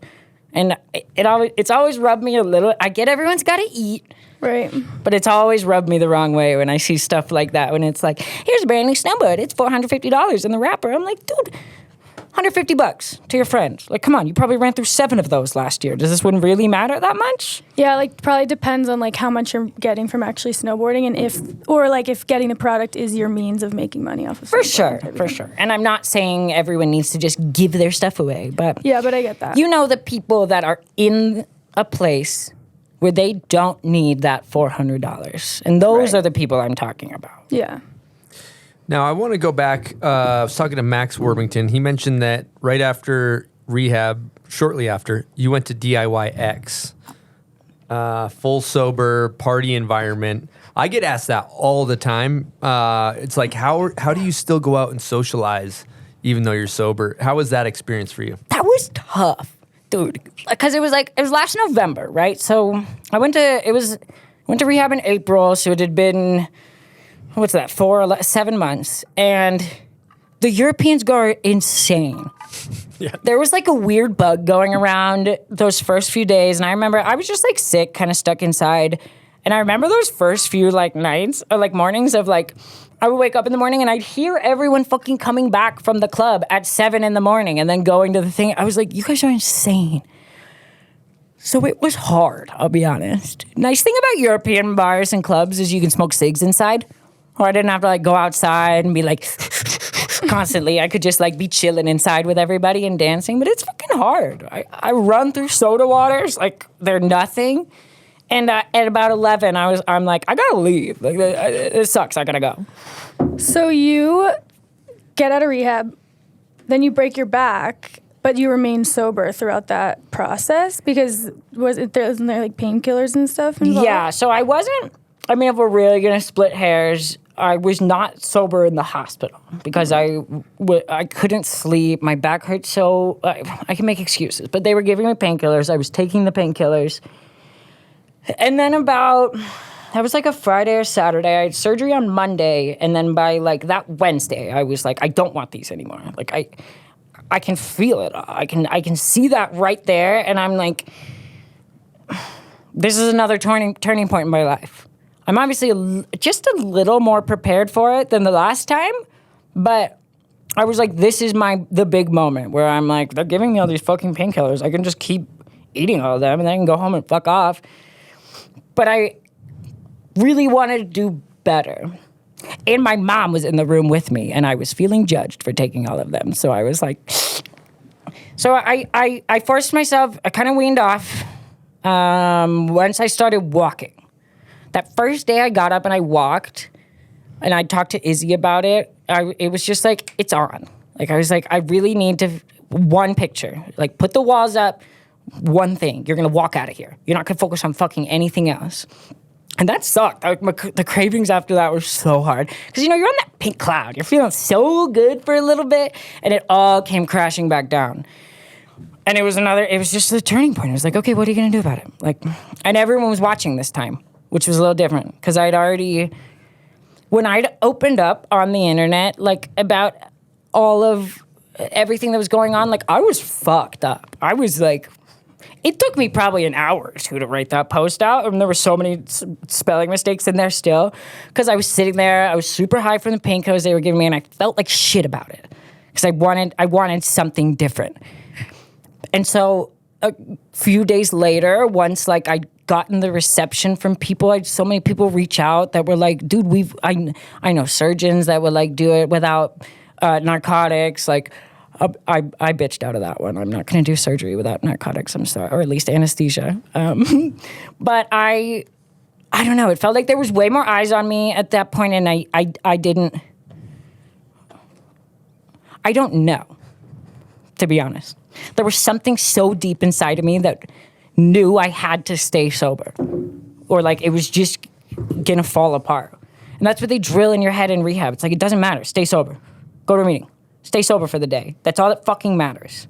And that's what I tried to fill my head with. And it wasn't easy. I fell apart a few times. There was a lot of ups and downs along the way. But you learn from those. And like, I don't know. Well, good for you for doing that big post and kind of exposing yourself. Because when you expose, that's the other thing. The opposite way to go about it, I'm going to do it in secret. I'm going to not tell anybody. And then when you fucking do that, secretly, subconsciously, it's so you can fucking relapse again and you can go back out. Yep. But when you tell everybody, so they hold you accountable, and like that's such a huge part of the process, and because everybody when they first try to get sober, I'm just gonna fucking do it on my own. Right. I'm just gonna do it. It doesn't fucking work. Nope. Doesn't work. But there's like pride in it because you're like, it's embarrassing. I can't fucking tell anybody about it. Yeah. And I think that's what like when I keep saying that post, like everyone knows exactly what fucking Instagram post I made a year and a half ago. But like it I made a post about, like, it was a picture of my x-ray and my back, and it was reading about the back stuff, but what it was really saying is I'm fucked up right now, and I'm an addict, and I don't want to do this anymore, and I need everybody to know that, right? And when I read back, it doesn't say that. It's like, oh my God, I'm in the hospital. I'm really scared. But, like, that's what that was to me. That was my, like, I have to fucking tell everybody about this because I can't hold this in anymore. Like, and I was high. I was high in the hospital on the painkillers they gave me, and I felt like fucking shit about it. And I was like, I have to do something about this right now. It's like a cry for help a little bit. It was. No, 1,000,000% that's what it was. I kind of have this theory that until, like, we're just talking a lot about being authentically yourself and showing up and being authentically yourself, like, I don't think you can find true safety in just, like, internal safety and relational safety with people until you, like, truly are just yourself with people, because until that point, you're, like, still trying to impose a certain image or still trying to be a certain person and, like, hoping that person likes you for that, but they don't actually like you for you. So there's, like, still this element of, like, instability and not being safe and, like, just, like, an anxious attachment kind of around that in general. Yeah, but we all fall into that as kids, right? You want to be the cool person that you see. So you try to adopt those characteristics. And it's only, like, later on down the line that you're like, and again, it's so fucking corny to be like, you can't be anyone but yourself. But, like, it's true. And, like, the messier, sloppier version of yourself you can be, the more people will be drawn to that. And, you know, it's funny when you look at snowboarding, you look around, you look at the landscape, it's just a bunch of people copying each other. Everybody's just copying each other. Oh, this cool person does this. I want to be like this cool person. Oh, this cool person. And it's like, they're just carbon copies of and it's like the most rare thing is somebody that is just themselves. You don't see it in our space. But I mean, you see it, but it's for rare. Sure. You see it. You see it, and again, it's not through, like, anyone's fault. It's not like copying someone is a bad thing, because that's where we all come from. You want to be the cool person that you see. Yeah. And then it's once you let go of that, that actually the originality starts to come through, and that's when you actually get cooler is by not being fucking cool. Yeah, and, like, taking that stuff and just, like, putting your own own flavor into it a little bit, like, because I don't think originality exists, but I do think it does in terms of, like, I take something I like from you and I adopt it with my own flavor, and, like, that's where the originality comes, like, having the confidence to and that's the whole world. There's no such thing as originality. You try to talk to, like, a computer engineer about a truly random number, there's no such thing. No such thing as randomness in this world. There's organized chaos, but there's no such thing as original, totally random. I was kind of thinking about it earlier, too. We talked about, I'm going to go back to something we talked about earlier, about finding everything coming from an unhealthy place. But I also do want to kind of contradict myself, too, because, you know, even though snowboarding is an obsession, maybe because it's an escape from our own true inner turmoil, like, the obsessing about it is also beautiful. Yeah. If you think about, if I'm judging you on your journey, like, it was an escape for you to take all your angsty energy and, like, put it towards something. Totally. Right? And that's a great thing. And I made friends that way, you know, by other people that have fallen in the same trap of, I'm just going to shove everything into this thing. Yeah. And it gets you places, for sure. It's just that double-edged sword, right? It'll get you places, it'll get you friends, it'll get you into the AA meeting, but then you're all going to bond over, whoa, that wasn't good. That wasn't healthy. Like, maybe we were wrong going that head first into everything. Yeah. But there is something beautiful to being like, I'm just going to contradict that and be like, I'm thinking of a trick. I really want to do this. I think I can do it. And then you go do it. And that's like, that even if it's unhealthy or not, it's beautiful. It's true. And it's one of the most rewarding things. Like when you dream a trick and then you're like, wait a second, it makes sense now. And then you do it. Like, that's a crazy thing to just like your brain literally just figured that out on its own. It didn't trial and error. It just went like, oh, that's how you do it. Like, And that's such a cool, rewarding feeling, for sure. And I think that's kind of like a niche feeling too, because if you think about the general public, like honestly, I don't even think learning new things is like that common. And in snowboarding, you're constantly learning new things. So like that feeling's kind of unique. And the battle of I might not be able to do this, might not be able to do this, might not be able to do this. Oh my God, I did it. Like that's clip high. We talk about it all the time, right? Like it feels good. And you're like, I can fucking do anything myself. But you can't do everything yourself. It gives you that like fake confidence where it's like, oh, I get it, I can do it. I'll just put my head to it. And I'll just be angry and put my head down and then I'll get it done. And that doesn't work in the real world. So it gives you, I think, for me, it gave me that confidence of knowing, yeah, I could do it if I worked hard, but then I had to also learn that life isn't snowboarding. It's not one trick you got to do. Like it's such a more involved community thing, and I can't get sober on my own. I can't, I don't know, buy a house or build friendships and relationships on my own. Like that's a nurturing thing that I need to put into other people. I have like such a big take on that in terms of like being a woman, just because obviously historically women are so like the accessory to men. Like women used to be traded for cows. Like women were just like a thing basically. And so now I personally believe like there's such an overcorrection being done in like pop culture and stuff, like all these rappers and songs and stuff that's like, well, I don't fucking need anybody, I don't fucking need you. And I love that, but I do think it's an overcorrection to where like people are people's people. People need people and connection. And like until you can actually like be that vulnerable, like you do need people. You're fucking lying. Yeah. And I was that girl. I was that girl that I was like, fuck off, I can fucking do it myself. Like every little job I had, it was never about asking for help. It was about showing that I could do it myself. And that only gets you so far. That like, it feels good for a while and then yeah, you end up at a spot where you're like, I'm stuck, I don't know. I'm a lost person with incredibly unhealthy coping advantages, with a drug addiction, with an alcohol addiction that has so many goddamn broken bones that like in 15 years, I'm probably not gonna be able to walk. And you're like, I need help. Literally, yeah. And yeah, that's huge. And especially as young women learning that there's nothing wrong with asking for help. We have to do this together. You cannot do everything you're on your own. And it doesn't mean you're dependent on another person or whatever. Like there's an interdependence that can exist. Yeah, very much so. And like, and then it's the other, yeah. I think that's really important to learn. Great topic. Thanks. I like it. All right, we're going to take a quick break and talk to you guys about Dragon. They got an incredible team of snowboarders. They got Kimi Fasani on there, who's a goat.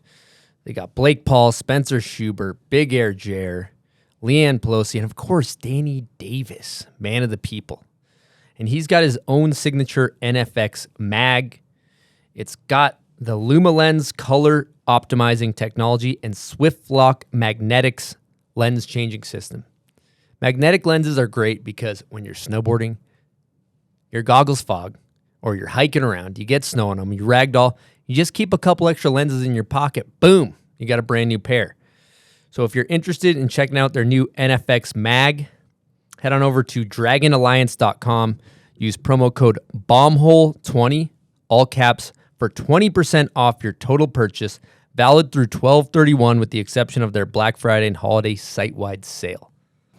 Going forward too, thinking about life and snowboarding, one of another parallel I think about sometimes too is what holds back so many people is fear of failure.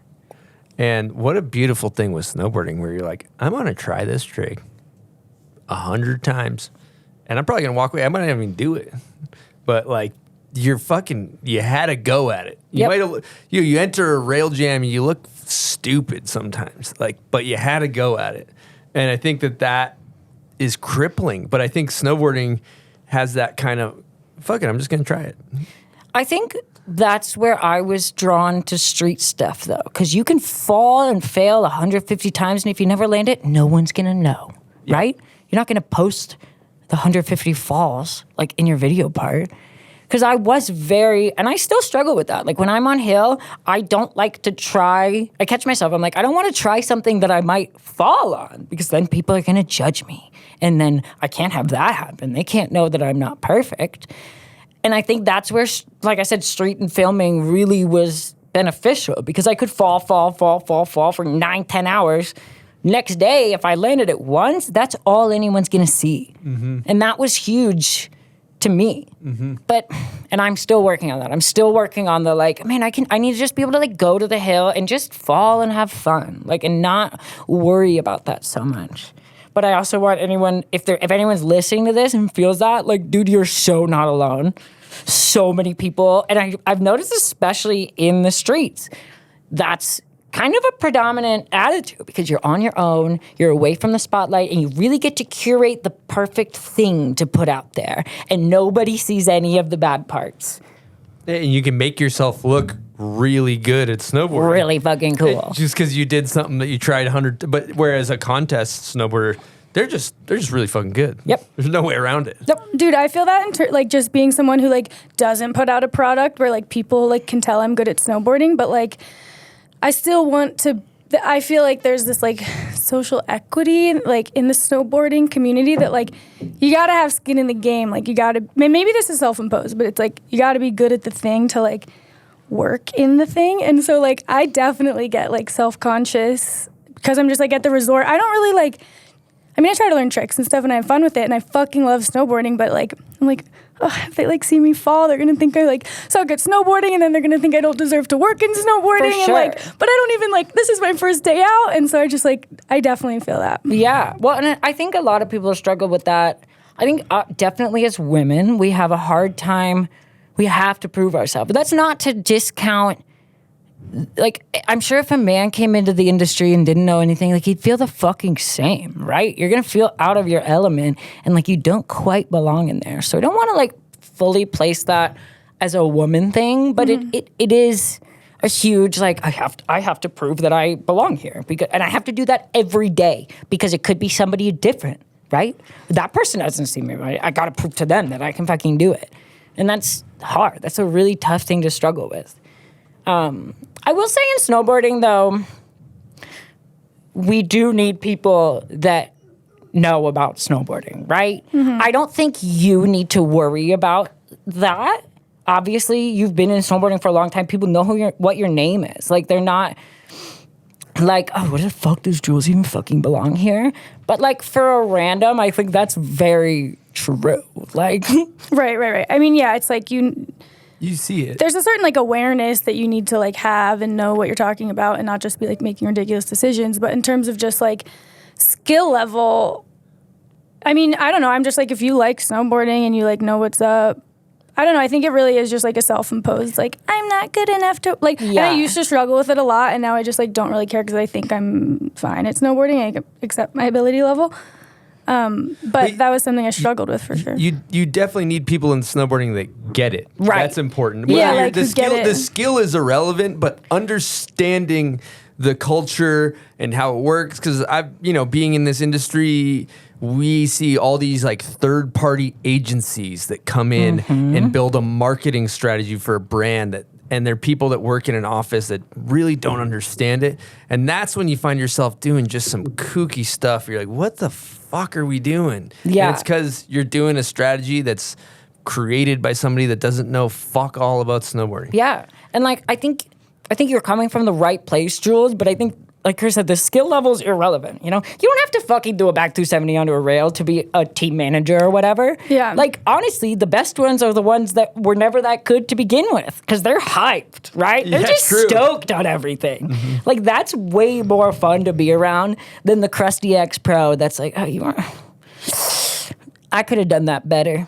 In 98, I went 20 feet bigger kind of shit. Like, but I also think it's cool what you were saying earlier about how, like, since snowboarding is such a young sport, you were saying how sort of the people, like, make, like, Pat Dodge, the people who are, like, making decisions, talking about budgets and stuff, like, at this point, a lot of them are people who were on the other end of it because it's, like, maybe the first generation of people who've grown into the roles of, like, being in the industry but they get how it feels to, like, try to win a contest or be like a local boarder or whatever it is. And there's so much value in that. Yeah, we shouldn't date Pat Dodge because we're like the same age, I'm pretty sure. So I don't want people to think he's like 40. No, he's very much not. 30. He's definitely at least 30, maybe not. We'll leave that one. Leave that one up That's to up the to him. end. Yeah. That's his story. He can pick his own age, right? You know what I think is a good topic too is working through. I was talking to Madison, and I was like, what's Nora's process? 'Cause I've ridden with you at Red Bull Recharge. It's pretty much not too many other places, but I haven't seen you in the streets, and I was curious. I was like, what's Nora's process when she's in the streets and she's going to put up a trick? And Madison's like, she doesn't mess around. She just puts it up. Like, she just goes for it. That's very nice of her to say. Yeah. But I'll be honest, shoveling is both headphones in. If I'm scared, it's both headphones in, and I'm not looking at it. I'm just going to sing along to the song till we're done shoveling. And then I am going to freak the fuck out until I do that first drop in. And like that little in between time is where I get really quiet, I get really inside, and I try not to look at the rail at all and just get the first drop out of the way. It's typically that worst fall is happening on that first drop, right?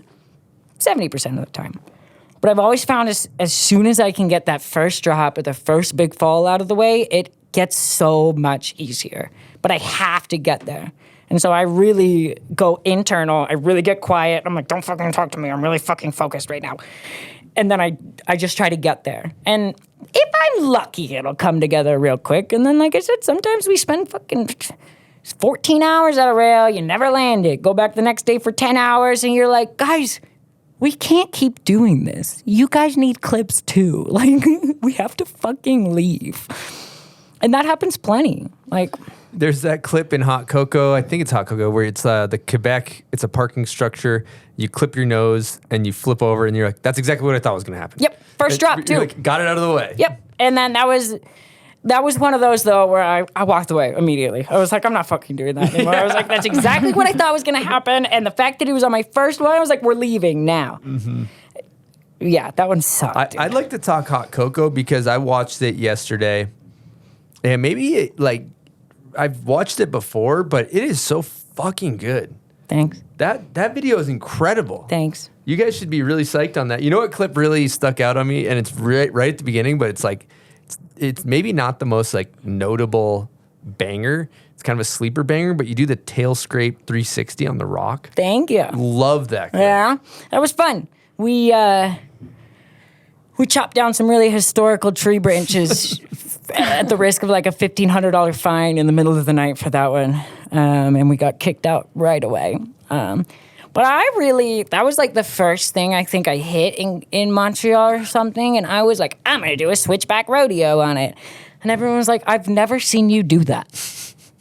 And I never got to the switchback rodeo. I was like, okay, fine, I'll do this little fun thing first. And then I think I got 2 hits in. I think I fell the first one, I landed the second one, and we immediately got kicked out. So that was kind of a lucky one, right? That was just like a little warm-up thing that I was like, this one, and then I'm going to do the big jock trick, and I'm going to...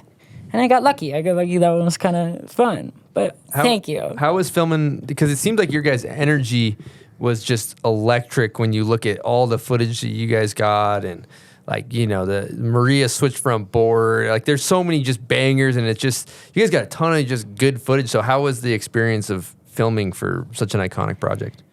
I mean, for me, I was a mess, right? And I think a lot of that, like, energy really came from Ilva, if you're paying attention. Like, she's hyped the whole time. She's yelling for everybody. She's always got a smile on her face. And I felt like a 50-pound weight on the back of that train. Like, I knew I wasn't showing up for people. I knew that when they were hitting things, I was off fucking not supporting them, hiding in the back corner, dealing with my own shit. And I felt like I didn't belong. But I knew deep down it was going to be something special. And so, honestly, I kept lying to them and being like, I'm going to get it together on this trip, guys. You just have to invite me, okay? I'll be fine this time. But as long as you bring me along, right?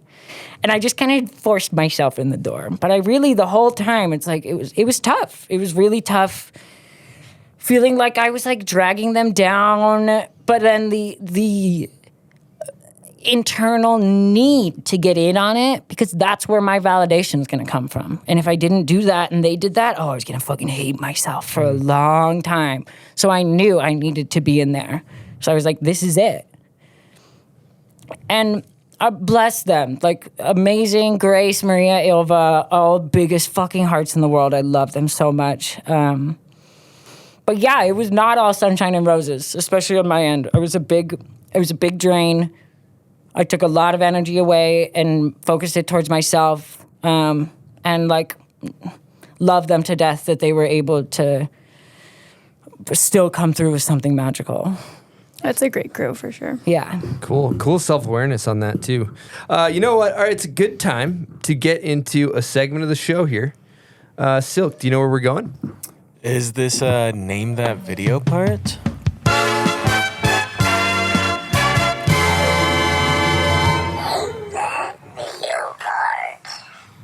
Name That Video part is presented by Mammoth Mountain. We love Mammoth here at the Bomb Hole. It's good for everybody. If you want to go ride POW like Big Mountain Jeremy Jones, they got great terrain for you there. I've actually done that with them, a little bit of a flex. If you want to hit the jibs or do a backside 1080 and think you're Dusty Hendrickson, probably the best place to do that in North America. So they also have an upcoming event. They got the Grand Prix January 31st to February 3rd if you want to watch some hot action with the best snowboarders in the world. Now let's talk about the Unbound Terrain Park. They got 140 plus features. They got one of the best terrain park crews on earth. They know how to build great jumps. You feel like a golden god when you go off a good jump. It makes you feel like a better snowboarder. They got 10 parks, 100 plus rails, 40 plus jumps at any time, mini pipe, a mega pipe, transition features everywhere. And let's run through their parks. They got Main Park, which is where you go if you want to flex. You want to hit a big jump. You want to do a 1080. You want to try to get in the X Games. Well, great place to learn how to do that is Main Park. High-speed quad. You get those reps up. Then you got South Park. Great flow. They got big jumps. They got medium jumps. Great rails. Then you got Forest Trail. You might catch me and Todd Richards out there, a couple old heads dusting off the Cab 5s. Then you got a Snake Run. You got the Wonderland Playground, which is micro jibs. If you're 3 and you can barely snowboard and you want to learn how to 50-50 a box, go to Wonderland Playground. And then one day you might be the next Dusty Hendrickson or Louis Vito or Chloe Kim. Who knows? They also got the Transition Park. They got transitions everywhere. But all in all, Mammoth's an incredible resort. They support the show. And if you want to have a good time on your snowboard, check out Mammoth. They got it all. All right, Nora, how you feeling? Bad. Confidence level 0 through 10. Yeah, big 0. Big old goose egg. I like that. Okay. Well, I didn't have much direction on where to go, so I just rolled the dice on this. Let's see how you do.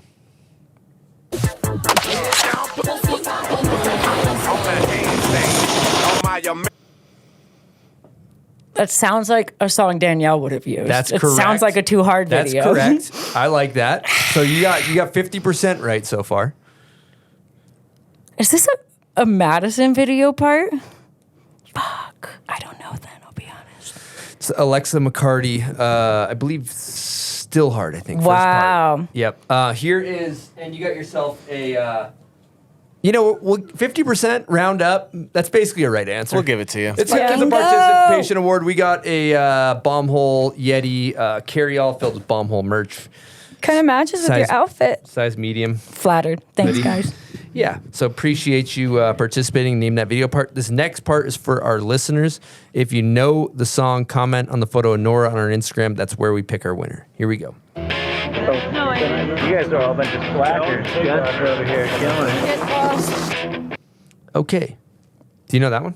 Nope. Okay. Thank you for playing Name That Video part.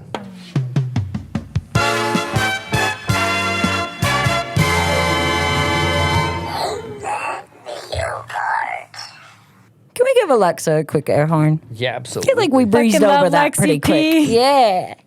Yeah. Oh, where's my air horn? Okay, there we go. I like that. Yeah, we did breeze over that. Yeah, great part. I thought it was a very recognizable song. The part's amazing. Dude, people forget how hard those videos hit back in the day. Oh, they hit. I was obsessed with Too Hard. Too Hard videos got like millions of views. Like there was a Vice series on them. Like that shit popped. The soundtrack banged. Yeah. Yeah. And then to everyone else, I mean, it's been said a million times, but it was like a joke. But it was so cool how they were like, we're going to drink 40s and we're going to like listen to rap and like fuck off and essentially be like how the men do it. Right. And like that was why it was so fucking cool. That's why I thought it was cool too, yeah. Have you ever done a run through while smelling salt?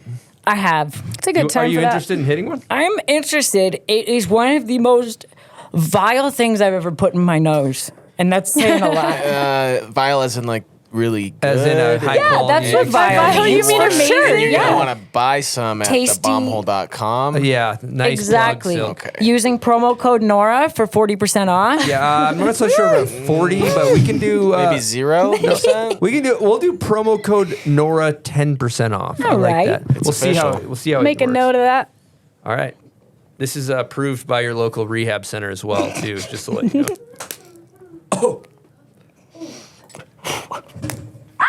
Oh, nice. Delicious. Shit hurts, dude. It hurts really good. Wow. That's good.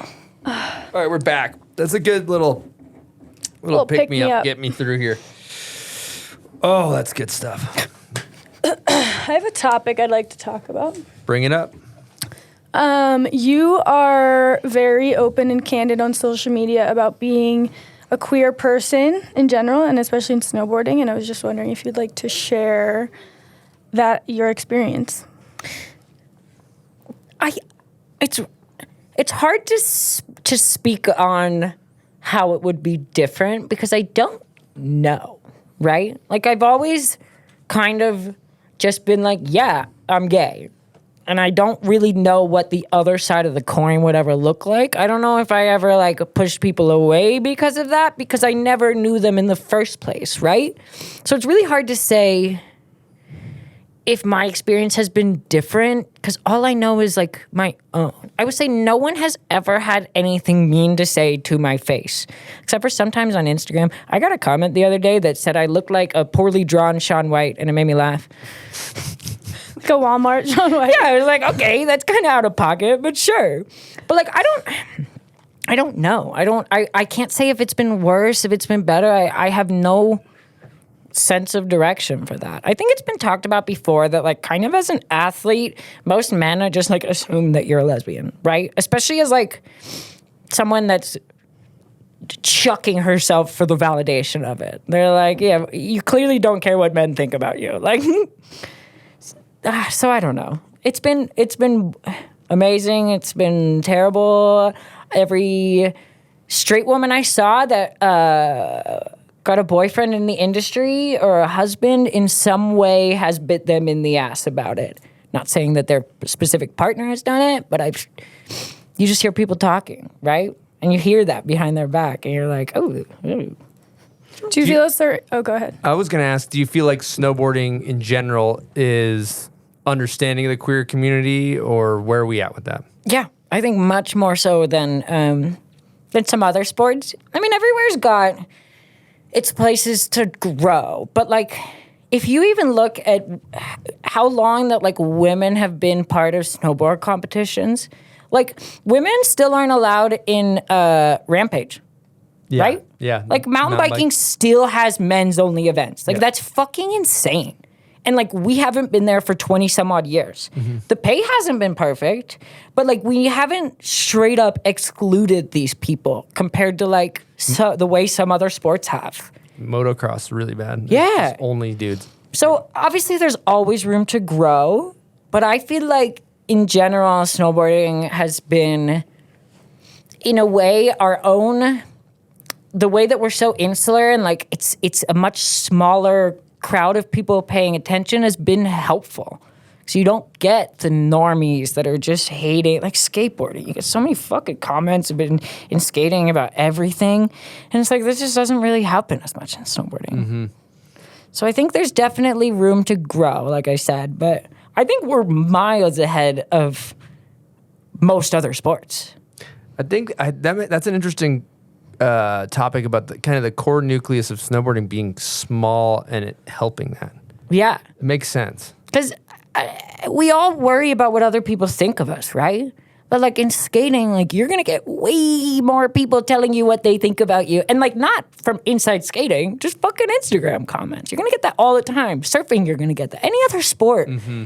But in a way, our own little small niche, whatever. If you're the shit, you're maybe 100,000 followers, 200,000. Like that's huge, right? And so it makes for a much more healthier place, I think, in a way. It can backfire, but that's how I see it. Mm-hmm.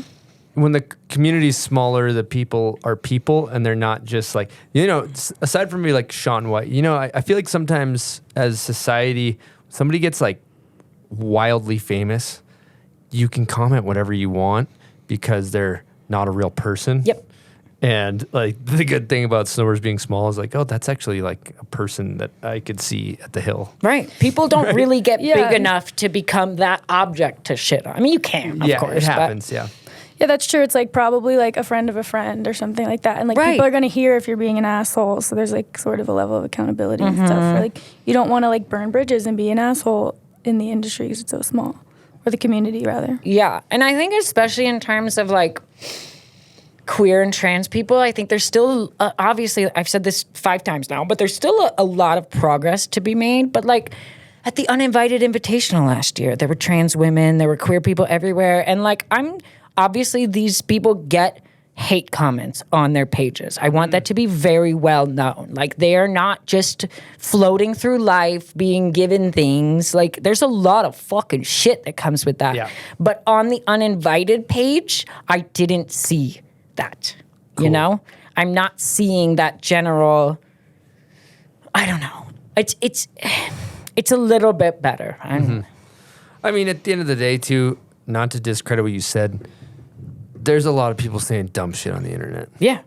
Like, my inbox is unbelievable sometimes. It's fucking, I'm baffled. And it's not like hate. It's not, I mean, yeah, actually there is hate. But the point being is just like, and I don't want to, I will never know that experience. So that's not a devalidation of that. Just to be really clear, like, I won't know what that's like.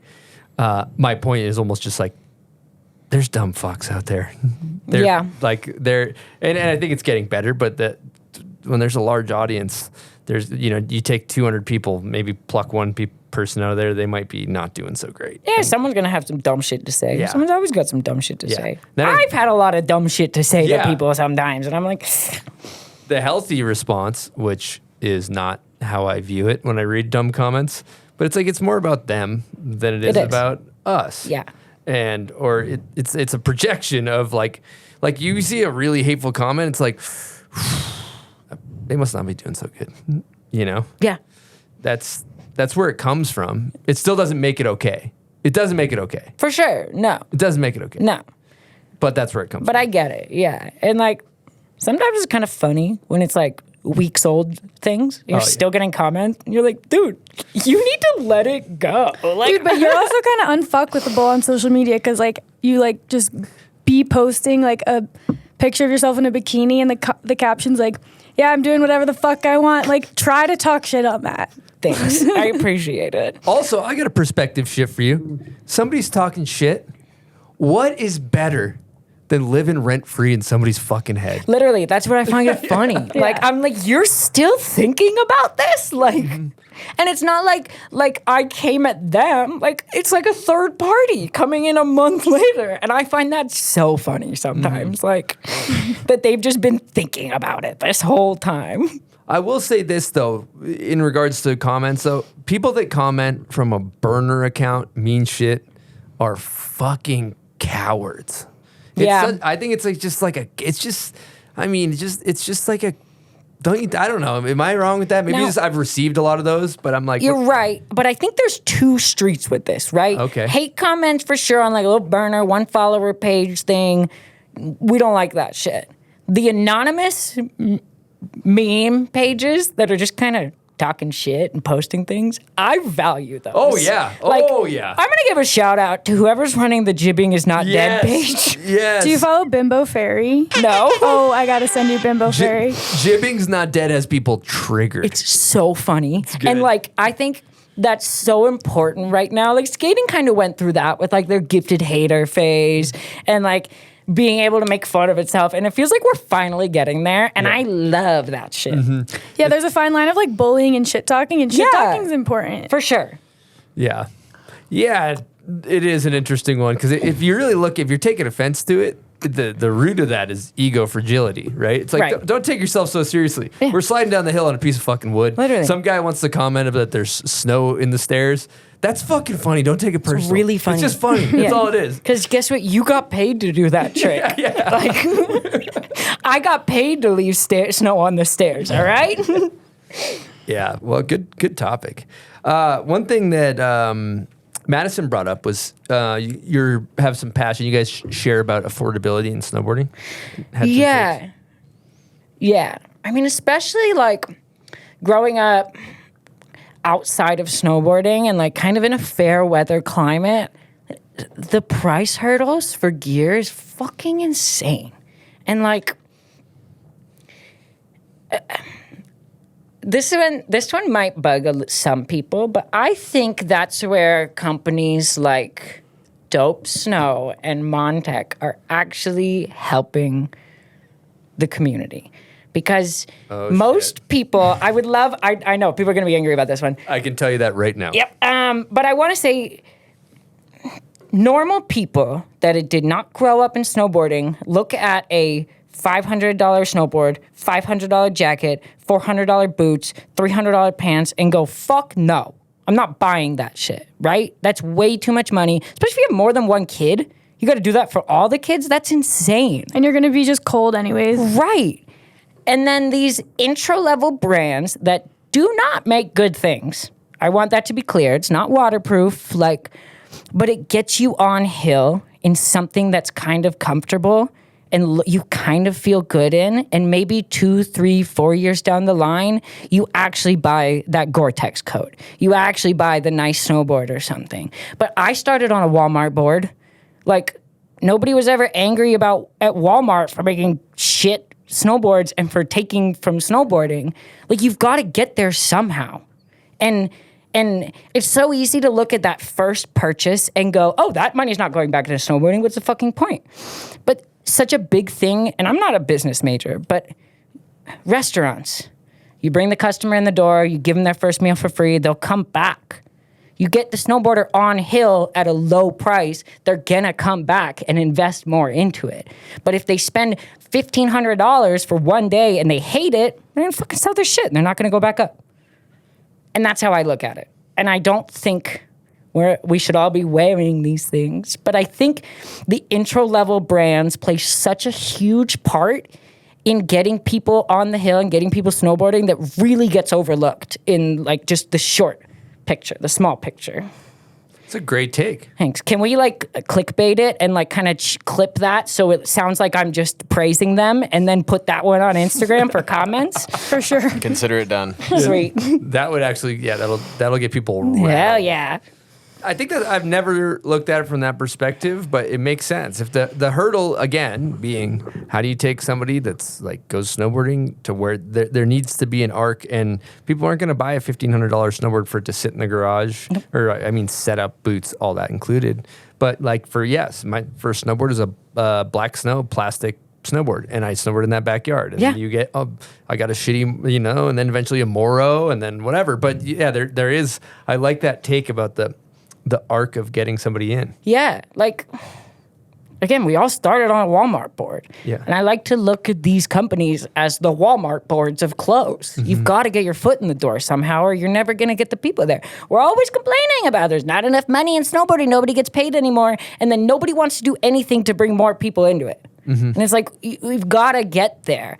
And that's just one side. I also very much think the companies that make the expensive clothing could do better about it. So it doesn't have to be the Dope Snow selling the shitty thing. It can be that, Like, look North at what Face could have price point, is what you're bingo. saying. Like what Jess just put out, like their $175 North Face kit. Like that's incredible, and that's what we need more of. Like, and the North Face is bringing the customers in themselves by doing that. They don't have to make the step from dope snow to, oh, look at that other cool thing. They're just like, they're in-house already. And that's just business, baby. And that's how I look at it. Smart. What about the affordability of just the act of snowboarding? That one's tough. Because I think if you look at the product, so when lift tickets were $2, you had like one rickety chair, right? And that was kind of it. And so for the more chairs that on chairlifts that are getting put in and the more people are coming in, the cost to run the mountain is going up. Better snowcats and stuff. But what hasn't changed is our wages in this country. Federal minimum wage has been $7.25 for like 20 some odd fucking years now, more than 20 years. And things just keep getting more and more and more and more expensive. And I think that's where the disconnect is coming in. I think ski resorts are running on very razor thin boundaries. What's the word? Margins. Margins, yes. Very razor thin margins. I don't see the numbers, but I think a lot of them do the very best that they can, not the Vails of the world, of course, but it's a deeper problem of the people in this country don't get paid enough to go spend money on fun things, and they should. And that's the problem. It's not that the fun thing's too expensive, it's that you're getting fucked over by your fucking employer. Sorry. But that's how I see it.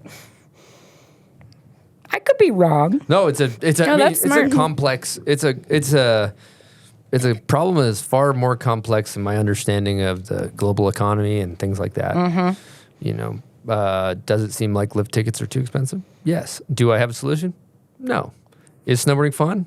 Yes. The other argument is that there is also another argument too that everything's expensive aside from skateboarding. You know, but if your kid plays hockey, if they ride horses, if they play soccer, they play in a league. But you know, I do think if you truly love something and you place value on it, you will find a way. It's like the same way an addict's gonna find their fix. If you love snowboarding, you're gonna get your clip, you're gonna go snowboarding, you're gonna find a way. Still, shit's expensive. But that's just like, if you truly love something, then you'll find a way. But like this person who's like maybe paying like getting paid $7.25 an hour is insane, and like having to work like 2 jobs or whatever it is, like they're fucked. I don't know if there's like That's why people work at a ski resort. Yeah. Mm-hmm. Yeah. If you're close to a ski resort. Yeah. And I will say, like, and this is not to say that there's an affordable option everywhere, because there's not, right? But in some places like here, you've got your Deer Valley and then you've got your $25 Woodward ticket. Mm-hmm. Like, there is the option in some places still. And like I said, I think a lot of them I'm just going to stop right there. I'm going to fucking put a foot in my mouth. I'm going to say another thing and just speak out of my ass again. But when I want to go snowboarding, I don't need much. Mm-hmm. Give me a rope tow. Give me 6 rails. Give me a medium-sized jump. I'm fucking good. I'll go to that. I'll go there every day. Yeah. And I would like to see movement towards small hills. I mean, Woodward's a great example. Highland Hills are a great example. Trollhagen, you know, all over the world, these Mission Ridge up in the Northwest, like small hills, rope tow, fun stuff, like affordable, low maintenance, high fun. I know that you're not going to get as many like skier people going on vacation if that's what you're looking for, but God, is it fun. Yeah, and like the special thing about Highland is it's owned by the city. Like, and that's huge. That's what keeps it affordable. That's what like keeps it kind of nice. And so many more cities could do that. True. Like so many more northern cities could find a little hill and just fucking run a little kids' daycare out of it. Mm-hmm. Just like put up a rope tow. That model though is just like nobody sees it. You know, you see there's all the little resorts are getting bought up and consolidated, and like you just don't get those outside opinions anymore. And I don't know what the solution is, right? Obviously lift tickets aren't going to come down. I think it would be great to see investments in those smaller places. But the thing that gets me the most is like that just the average American does not have any expendable income. Like everything goes to bills and that's it. And that's where the big problem comes from. Yeah, so snowboarding is like a privileged sport if you have extra means, basically. Yeah. It's not a low income sport. No, totally. I mean, even look at like what are like youth baseball or soccer fees? Remember, like they're expensive. Everything. Right? It's like $1,500, $2,000 for like a season to put your kids in sports, right? But that's a safer bet. That's a safer bet for a lot of people because it's close to home. It's easy to do that. And they're like, if I'm going to spend the money on anything, I'm going to spend it on that because it's a safer bet. And they don't have the money to just do the extra like, woohoo, let's go try skiing and snowboarding or something. So, I don't know. Good topics. Fun conversations. Thanks. I want to say, I was reading an article in a magazine recently and it was talking about your carbon footprint, right? And he was giving out a bunch of numbers. He was talking about like, the average, like a flight, like flights put out like whatever, 2 billion tons of CO2 throughout the year. But it's really hard to look at those numbers without the big picture, okay? And so I really want to set the record straight, especially like commercial flying. From the EPA's website, 2022, 28% of our U.S. emissions last year were from the transportation sector, right? 7% of that was from commercial air travel. That means 1.8% of our greenhouse gas emissions in the U.S. came from commercial air travel last year. Trucking was somewhere near like 25%. Like, this idea that you and I are not allowed to fly to go see the world because it's irresponsible to the environment is a fucking lie told to you so that the big chemical corporations of the world can keep spewing their shit up in the air. And that's why Salt Lake City, you can't see the mountains this morning. Like, there is personal responsibility, but I do want people to know that you shouldn't deprive yourself of seeing the world because you feel like you're hurting the world at the end of the day, because that's not true. And that's what people want you to think so they can stay harm-free. Like, the idea of your personal carbon footprint is a lie made up by Exxon. Yeah, it's more about like the corporations. Yes. They're actually the ones who need to make the changes. I mean, we can all do our part, but like, it's like the huge industries, like the fashion industry and like, I don't know, the plastic industry and all that shit. Well, and if you look, our infrastructure of the U.S. is based on trucking. We don't use trains that much. We do here and there, but the big business is driving trucks across the fucking country. Amazon packages got to get there somehow. Yeah, and like that, there's such a giant amount of our emissions that come from that are just ignored, that like we just don't talk about, right? We'd rather drive an 18-wheeler across the country than talk about anything else. And I really want people to not feel guilty. Obviously, don't be using like plastic cups and all of that stuff. But like the idea that you're not, again, allowed to enjoy your life is so wrong. I actually don't see that much. Is that like flight shaming a thing? Yes. It is. For Okay. sure. Yeah. People will talk all the time about like, oh, you care about the environment. Especially, I notice the backcountry people get it way more. Yeah, they totally do. They get it way more than the rest of us because their image is like the mountains, right? Got it, And yeah. nature. And they'll be like, well, you took a flight to get up there. And it's like, aren't you really harming this? Or even when they're like, we offset all of our travel emissions. It's like, dude, it wasn't that much to fucking begin with. Like, I get it, but like really, I beg people to go to the EPA's website and look at these numbers because like it is so much more skewed than you think it is. Around 30-something% of our emissions come from burning natural gases in our homes. And that's compared to the 1.8% of commercial air travel. Like, you've got to look at these things in comparison. Great fun facts. This is informative for me. Thanks. I like Yeah, that. me too. Way to drop some knowledge on this show. There will be some people giving you their opinion in the comments. For sure. I'll take it.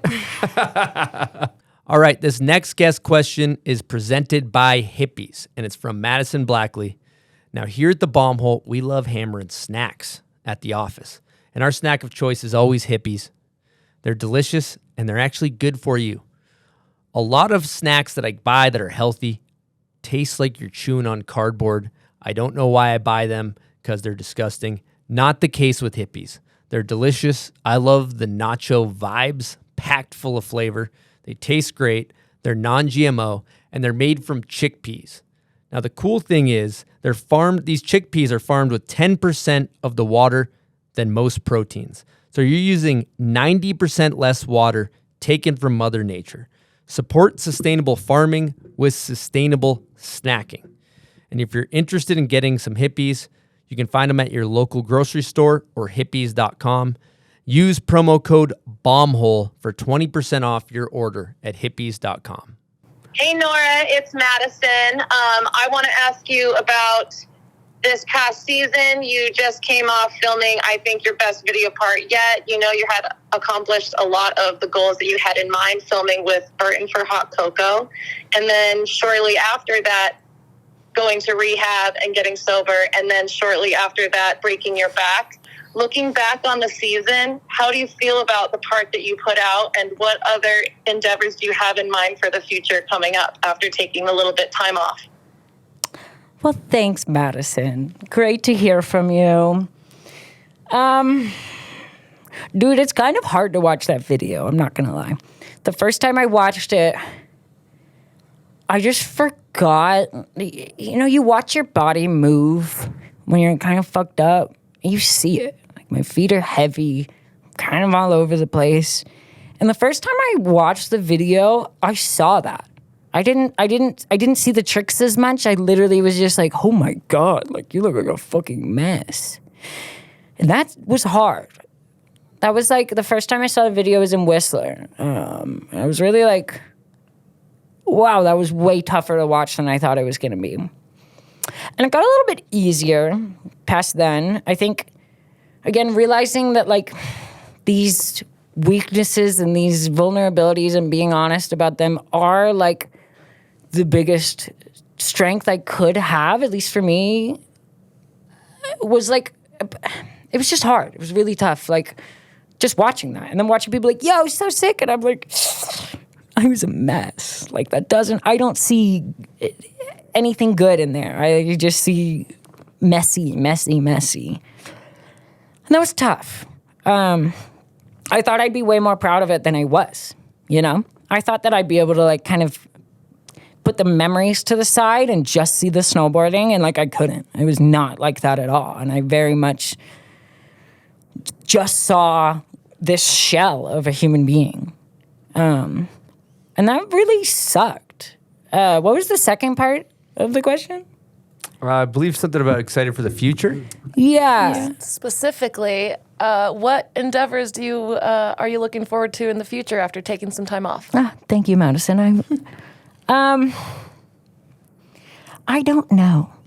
As we've talked about, like, I've said this so many times, but, like, trying to come at snowboarding from a healthy place and not from the, like, I've got to fucking be the best so I get that validation has been, like, I haven't had any time to do it because I took, like, the past year and a half off. I didn't really do anything. And so I think in a corny way, that's what I'm looking forward to the most, is trying to just have a healthy relationship still with snowboarding. Like, I don't care, for lack of a better word, about filming another part. I just don't give a shit right now. And that could change, for sure. It probably will change. But I think right now, I really, really, really want to be able to go up to the hill, not film a clip, and then go home and not think about that anymore. And I think that's what I'm most excited for. Why? Why do you want to not think about it? Because it still sucks. I remember that feeling, like, when I first started snowboarding, of just the sheer joy of going snowboarding. Nothing mattered. You didn't have to film anything. You didn't have to do shit. And, like, it sucks to feel like you have to do something in return. Like, if I went up and I didn't film a clip, I didn't do anything. And so what did I even go up there for? And I still am just struggling getting past that and being able to like go up, do nothing, come home and be okay with that. And I don't know why. See, I like that take. I admire that take. I am going to challenge you on that take. Hit me. I think that being excited about snowboarding is healthy. Like, you don't have to put it in a box and put it away. You're right. I think you can go home, be like, that was fucking fun. I'm excited to do that again tomorrow. Yeah. And that's okay. That's where I'm trying to get to, though. Yeah. Still, every time I go up there, it's I gotta go like do a backflip same way. Or I gotta do a 270 onto something. And I've got to, or I want to. I have to. Okay. I don't want to. Okay, That's makes the sense. thing. Got I it. don't want to do it, but I have to show everyone I still can, kind of thing. But I don't want to feel that way. So. You're having an existential crisis. Yeah, pretty much. Okay. You'll figure it out. You'll get there. Thanks. Appreciate it, guys. Don't be afraid to not overthink it and just go, too. I'll try my best. It's easier said than done. Yeah, right? Just like stop thinking about it. You'll be fine. Have you ever tried just like taking a deep breath? Yeah, like girl, calm down. So have you ever tried taking a deep breath? No. Not Absolutely once. not. Have you ever tried doing an ice bath and then posting about it on Instagram? That seems to help work for people. Yeah, there's no possible way to do that without posting it on Instagram. Yeah. You should start a page for your sauna. Okay, I'm going to smack a smelling salt and we'll do hot takes. Fire it up. Can I have one? Fire it up. Send them around. Oh, wait, I have We got some here. Whoops. I'm overdue. Start got off, one, Madison. Madison? Start off back You got there. Dubs over there. Crack it in the mic for us. Big fan of these. Oh, that was crisp. Oh, God. Oh, She loved it. I love it. It's only in the one side of the rig. Yeah, mine's going right side. Bro, I love these things. Oh God, Hona's a fucking This is a strong bat. It's kind of what I imagine like just snorting rubbing alcohol would feel like. It's like That's that. not true, listeners. Much It's better much experience. The brick is available at bombhole.com. It's a 3-pack. Great for the Great for holidays. holidays. Great for the holidays. It's great for the holidays. All right, we're going to get into the pub beer crapshoot. It's time to roll some dice for some cheap fun presented by Pub Beer. No matter what you're doing, cracking open a pub beer for some cheap fun is always a safe bet. Responsibly, I should say. And if you're not sober or in recovery as well, I'd like to add. Yeah, not a safe bet over here. Roll that, and then actually, where's my sheet? Oh, I got it right here. I'll tell you what you got to do.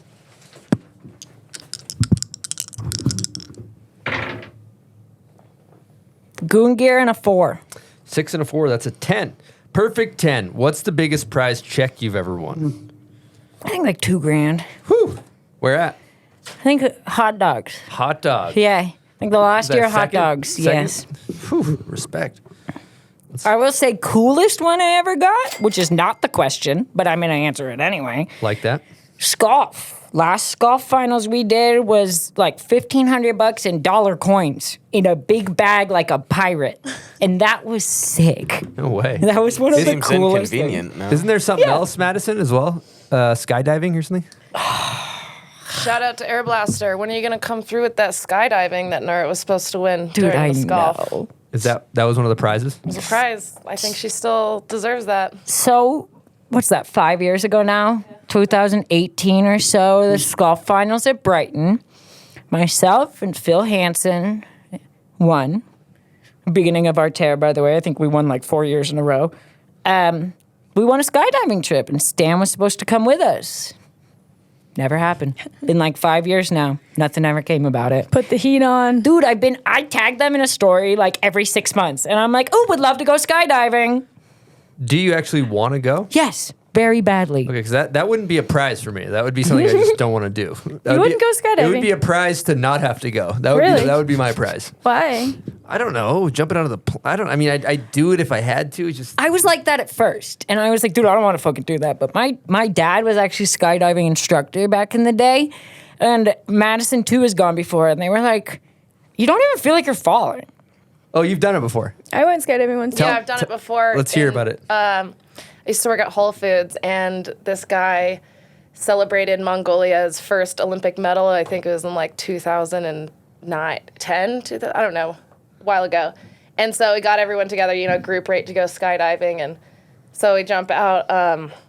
He like yells out this like Mongolian's name, you know, in the middle. It's like 40 letters long, you know, this one's for, I don't even know the name. But yeah, went skydiving. It was awesome. 10 out of 10 would do it again. Nora got to go, Air Blaster. Maybe we can be like a combo deal here. Yeah. Phil went on his own like a month or two ago. So he's fine. He doesn't need to go. We can bring Madison instead. Did you save the receipt? Send it to Air Blaster? We should, yeah. I want Stan to come too. Oh, that's a good way to do it. Just do it and send the invoice. Then it'll get paid. That's not a bad idea. Genius. How was your experience skydiving? I went skydiving in Baltimore, so like I would definitely rather go like, somewhere beautiful, perhaps. But Baltimore. I don't know. It was kind of not that scary because you don't have time to be scared. Like you're in this like tiny plane going up, which is like a little weird but exciting. But then they're just like, put your hand here, put your foot here, like do this, we're going. Like you don't really have time to be like freaking out, and then you're just like, it's a feeling that you can't really replicate. However, there is a ride at Lagoon that like replicates it pretty well. You could just the one where you come out of the tunnel and it goes oververt. You like lay down on some shit and then they lift you up and then they drop you. Oh, and it's like a bungee cord looking thing. Yeah, Sky coaster. I did it with Grace and Katie. What's Lagoon? Is that little roller coaster park like an hour north or something? Yeah, it doesn't matter for you, but it's BYO and it's really fun. Okay, yeah, I've driven past that so many times and I'm just like, oh, cool, amusement park. Let me tell you something. These gals duped me the other day. Duped you. I got so duped. I got a phone, because this is around Halloween. I get a phone call from Desiree. Hey, can you pick us up? We want to go to the fairgrounds. I'm like, oh, cool. That's right by Rose Park. There's like 8 of us. We're having a girls' day trying to figure out how to get to Lagoon. So we're like, limo. Obviously, let's call Chris. I was like, Desiree, can you call him? Continue. So Desiree calls me. She's like, hey, I'm going to the fairgrounds. I'm like, oh, that's convenient. I'm going to go skate Rose Park. I can give you a ride. I'm actually about to leave my house. She's like, well, can you bring the limo? I got like 6 ladies with me here. I'm like, yeah, that's fine. I'll bring the limo. So I go pick them up to bring them to this location that is right next to where I'm going, mind you. And so as I pick them up, they say, hey, we're actually not going to the fairgrounds. We're going to Lagoon, which is another like 45 minutes away. Straight outside of the city. During rush hour. Like, only during rush hour. Bumper to bumper traffic. And I drove you know what it ended up being? I'm so glad I did it. I had a blast. I'm driving the limo. The divider's up. There is 6, 8 girls back there getting absolutely shithoused. And they were having a blast. They're laughing the whole time. I'm driving. I'm like, I had a smile ear to ear the whole time. And we were practicing. Did anybody throw up on the rides or anything? No. We were practicing our lines on the drive because we're planning a performance for Bedrock. We're all the casts of Young Money. But while we were there, we didn't throw up. However, we did pay a high school kid $100 for his vape. Yes. And then the vape like died by the time we left Lagoon. Mind you, I had to pull into like a 7-Eleven because they needed beers. Like it was a whole. The whole thing was a train that wreck. sounds sick. I was like, am I going to get fired? It ended up, I would have 10 out of 10 done it again. All right, so it's time for hot takes. This is a staple. Every episode we do it. We started off with the GOAT of snowboarding, both male and female. Who you got? Sean White? Sean White. Or Sean Black? Which one? Yeah, Sean Black for sure. Yeah. Arbor TM, GOAT. No, he's not the Arbor TM anymore. No, it's Sean though. Like if you're looking at the Michael Jordan, right? We're talking got milk ads. Sean's the closest thing to that. Period. Right? For the women, I think it's Jamie. No shade to Jamie. I don't think no one will ever touch the household recognition of Sean, right? Obviously. Jamie's done amazing things and has gone further than almost fucking anybody. But like, it's the curse of being a woman, right? Everyone knows the Michael Jordan. The household name, they don't know the woman Michael Jordan. Like, that's example A. I said woman Michael Jordan. Who would you even say? Right, I don't know. I didn't pay attention to basketball. Or like even any sport. Yeah. Alex, that soccer player? Megan Rapinoe. Yeah. So like, I think in terms of straight MJ, it's Sean. And then Jamie's just the GOAT. Jamie won the most. So when I look at it, I don't look at it like statistics when I do this. It's like, who's your GOAT? Like for me, for example, I was watching JP Walker on the screen in technical difficulties, and he just looked cool. He was marketed cool. I was like, that guy's like, I had him up on, like, he was godlike to me, and he made me want to, like, thought snowboarding was really cool when I was a little kid, and I wanted to slide down rails. I couldn't get why people rode powder, because I'm like, it's stupid, there's no rails. Yep. So do you have it? Would you change your answer if it was your GOAT? I don't know, because I didn't have that childhood relationship with internal snowboard. I didn't know who anybody was. Like, I didn't watch the videos like we talked about, because I went to go look on Netflix for them. Okay, I like your answer. All right, we'll keep it moving. Is snowboarding an art or a sport to you? It's a sport. Can I elaborate on that, though? We would love that. Every sport can be artistic. Every soccer player could do something in a very beautiful way that you can call art. It's still a sport at the end of the day. That's how I see it. Because of the physicality of it? Yep. Okay. You know that they're putting breakdancing in the Olympics? Total sidebar. That's Interesting. cool. Just found that out today. They keep trying. The Olympics likes to like- throw some things at the wall if it doesn't stick. Is breakdancing a sport? Yeah. Okay. In the Olympics, yes. So if it's in the Olympics, it makes it a sport? Yeah. If you're breakdancing in the wall alone, or in the mirror alone in your house, just for you, that's art. Because you're doing it for you. But I think as soon as you get away from that doing it for you thing, that's where you get into sport territory. I like that take. Everybody says art. I love the sport take. All right, who's the most underrated in your opinion? Alex Kirkland.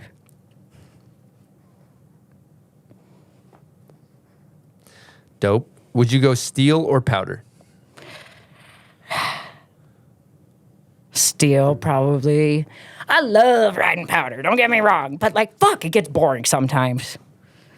Sometimes it just snows all winter, and I'm like, dude, I'm so fucking sick of this. I just want to go play around in the park. I don't want to keep doing turns all day long. So, and, yeah, that's it. That's kind of like the Mid-Atlantic in me, though, we didn't get any powder. It was just not a thing. So all the fun I had was just by doinking around trying to hit every rail in the park in one lap. Yeah, that's respect. Yeah. Loyal to the steel. Yeah. You can't discriminate. What happens when it doesn't snow? All my powder friends, it hasn't, a bad winter. It hasn't snowed forever. I'm not going to go. Well, go ride park. It's the shit. Dude, Pennsylvania snowboarding is actually so crazy. Big Boulder wouldn't open until 3 p.m. You drive an hour and a half after school. It's pitch black, icy as fuck. Yep. You're just hitting rails the whole time. I would not do that now, but then I didn't know any different, so it was the shit. Yeah, and it was open till 10. Yeah, it was 4 to 10. You're just freezing cold, wearing your hoodie, having the best time. Were you at the Miss Super Park at Big Boulder? Mm-mm. That was the most surreal experience for me. Because, coming from, the East Coast, you don't ever expect events like that to be, at home. And, when that happened, I was like, this is the coolest booking thing that's ever happened in my life. Yeah, I can't even imagine. Okay, next one, best style. Who's got your favorite style? Better question. Who's got your favorite style? Tommy, Mr. Thomas, and then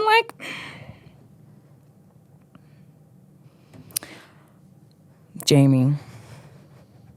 Thomas and Jamie are my answers. Thomas. Lock it in. All right. Like that. Favorite method? Ben. Ferg. Favorite video ever made?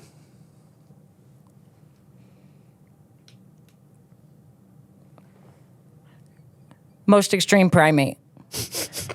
With the monkey. And he did the doom drop. That was my favorite video ever made. I think his name is Jack the Chimp. I think so, yeah. And I'll be honest, I'd love to give it to somebody else, but I spent so long just so up my own ass about things that up until maybe a year ago, my answer would have been whatever video I filmed. That could have been, Jack the Chimp could have been your GOAT as well. That would have thrown everybody for a curve. I should have. I guess he could be primate goat? I don't know. Are we primates? Sorry for my ignorance. I think we're Humans are primates, yeah. Okay. Next question. Favorite snowboard graphic ever made?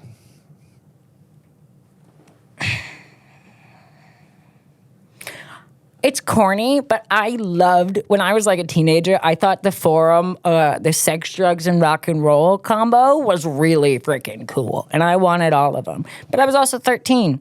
And I can say I haven't really had a hype like that ever since. All right. We got, what else? This one's kind of boring. Oh, dream sponsor.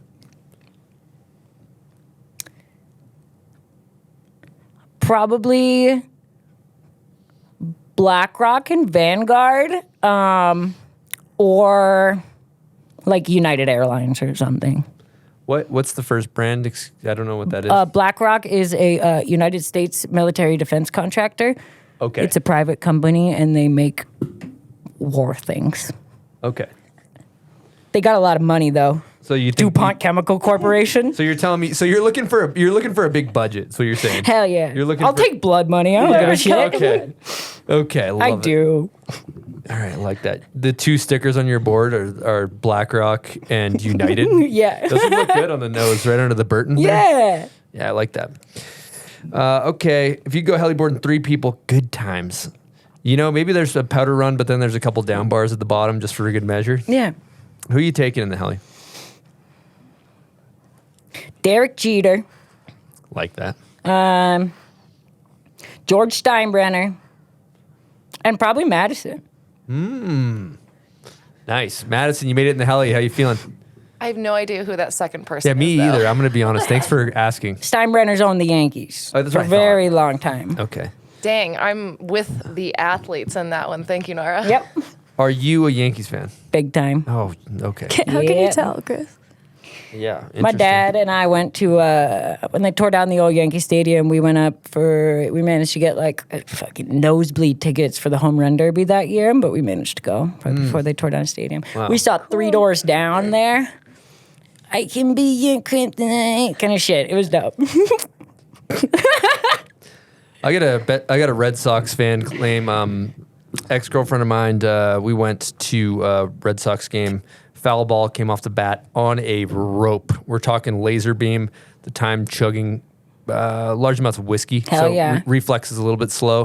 Thing comes off on a rope, square between the eyes, boom. Head gets knocked back. To you? Blood, no, my ex. Oh, no. Blood starts squirting out of her nose. Squirting, projectile.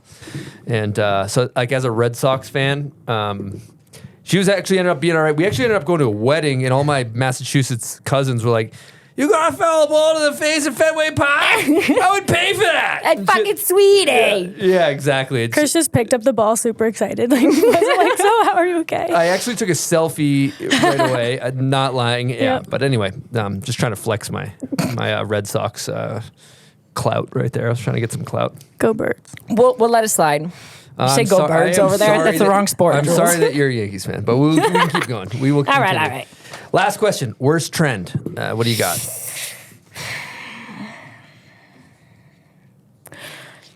There's been a thing where like people hit these creeper rails that are a little bit above them, maybe like 2 feet, 3 feet above their head, and everyone does a 5-0 back one.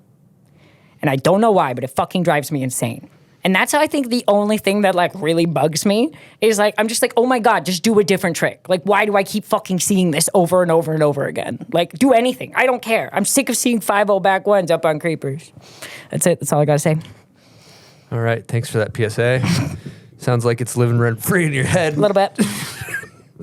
I like a good rant. All right, we got to talk setups. Setups. You got a Burton behind you. What do you set it up? What is it? It's Burton Good Company. It's what the Kilroy used to be, but it's under a nice shiny new name these days. You got Burton Lexa bindings on it. I think they run. I got like 20 inches, and I like to do like 12 -8. You know, I'm really original. Really, nobody's ever done that before. That's a joke because that's a really fucking normal stance for people to have. But yeah, that's about it. I run the mint boots, which are like the cheap ones, because honestly, I've never been picky about boots. I kind of like the cheaper ones that I can like break into a little bit quicker and like kind of beat down, and then I get more out of the ankles on it. What about the slider system? Do you like it? I do. Yeah. Stand by it. Live by it. Kneel by it. What's the width? What's your width? 20 inches, I think. Nice. Okay. Cool. You do anything? You detune? You know, if I'm setting up a board at the spot, I have to run a file over it a couple times. Just, or I'm going to be convinced that it's going to catch. But if I'm just chilling and I'm just bringing it up on the hill, no, I really try not to detune it at all. Mm-hmm. But yeah, if I like break something and I got to set one up in the street, I'm like, dude, I have to, or I'm going to be thinking about it the whole time. Cool. All right. What's next for Nora? What do you got? I'm not sure. We've got some mystery series going on. Burton puts those on. We've got one at Woodward Park City in a couple weeks. It'll have already happened by the time everyone listens to this. But I'm just trying to chill. Like I've said so many times, like I really, really want to get back to like enjoying snowboarding for snowboarding and not using it as a vehicle for all this fucking validation. Like that. One question I've been thinking about asking this whole time is, do you have advice for somebody struggling with addiction and is looking for a solution? There's a way out. We do recover. It's been said 1 million times, but it takes fucking work. And until you want to put in the work, I shouldn't say it that way. I should say when you want to put in the work, so many people will be there for you. So many people will have your back. You're not admitting defeat by saying you need help. Every single person that's become a drug addict has had to go down the same path of admitting that they can't fucking do it on their own and that they're going to die if they don't ask for help. And once you're there, I promise the world will open up for you. And so many people that you thought were going to cut you out, we're going to judge you, we're going to be like, oh, that's why you never hang out anymore. Those exact same people will drop everything in their life to help you. But you have to be ready to put in the work. Great advice. Okay, last thing. Do you want to throw out any thank yous before we wrap this thing up? I mean, I got to thank my mom, right? The first one.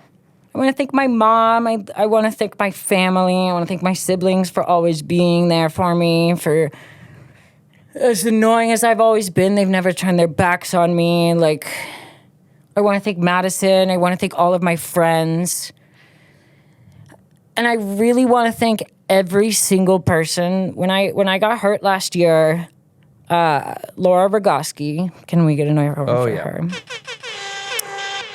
Really went out of her way to make sure that I wouldn't have to worry about the bills of everything. And we set up a GoFundMe, and it was not my idea, but I can't thank her and thank the people that I've never met before, that I still will never meet in my life, that like gave something to me.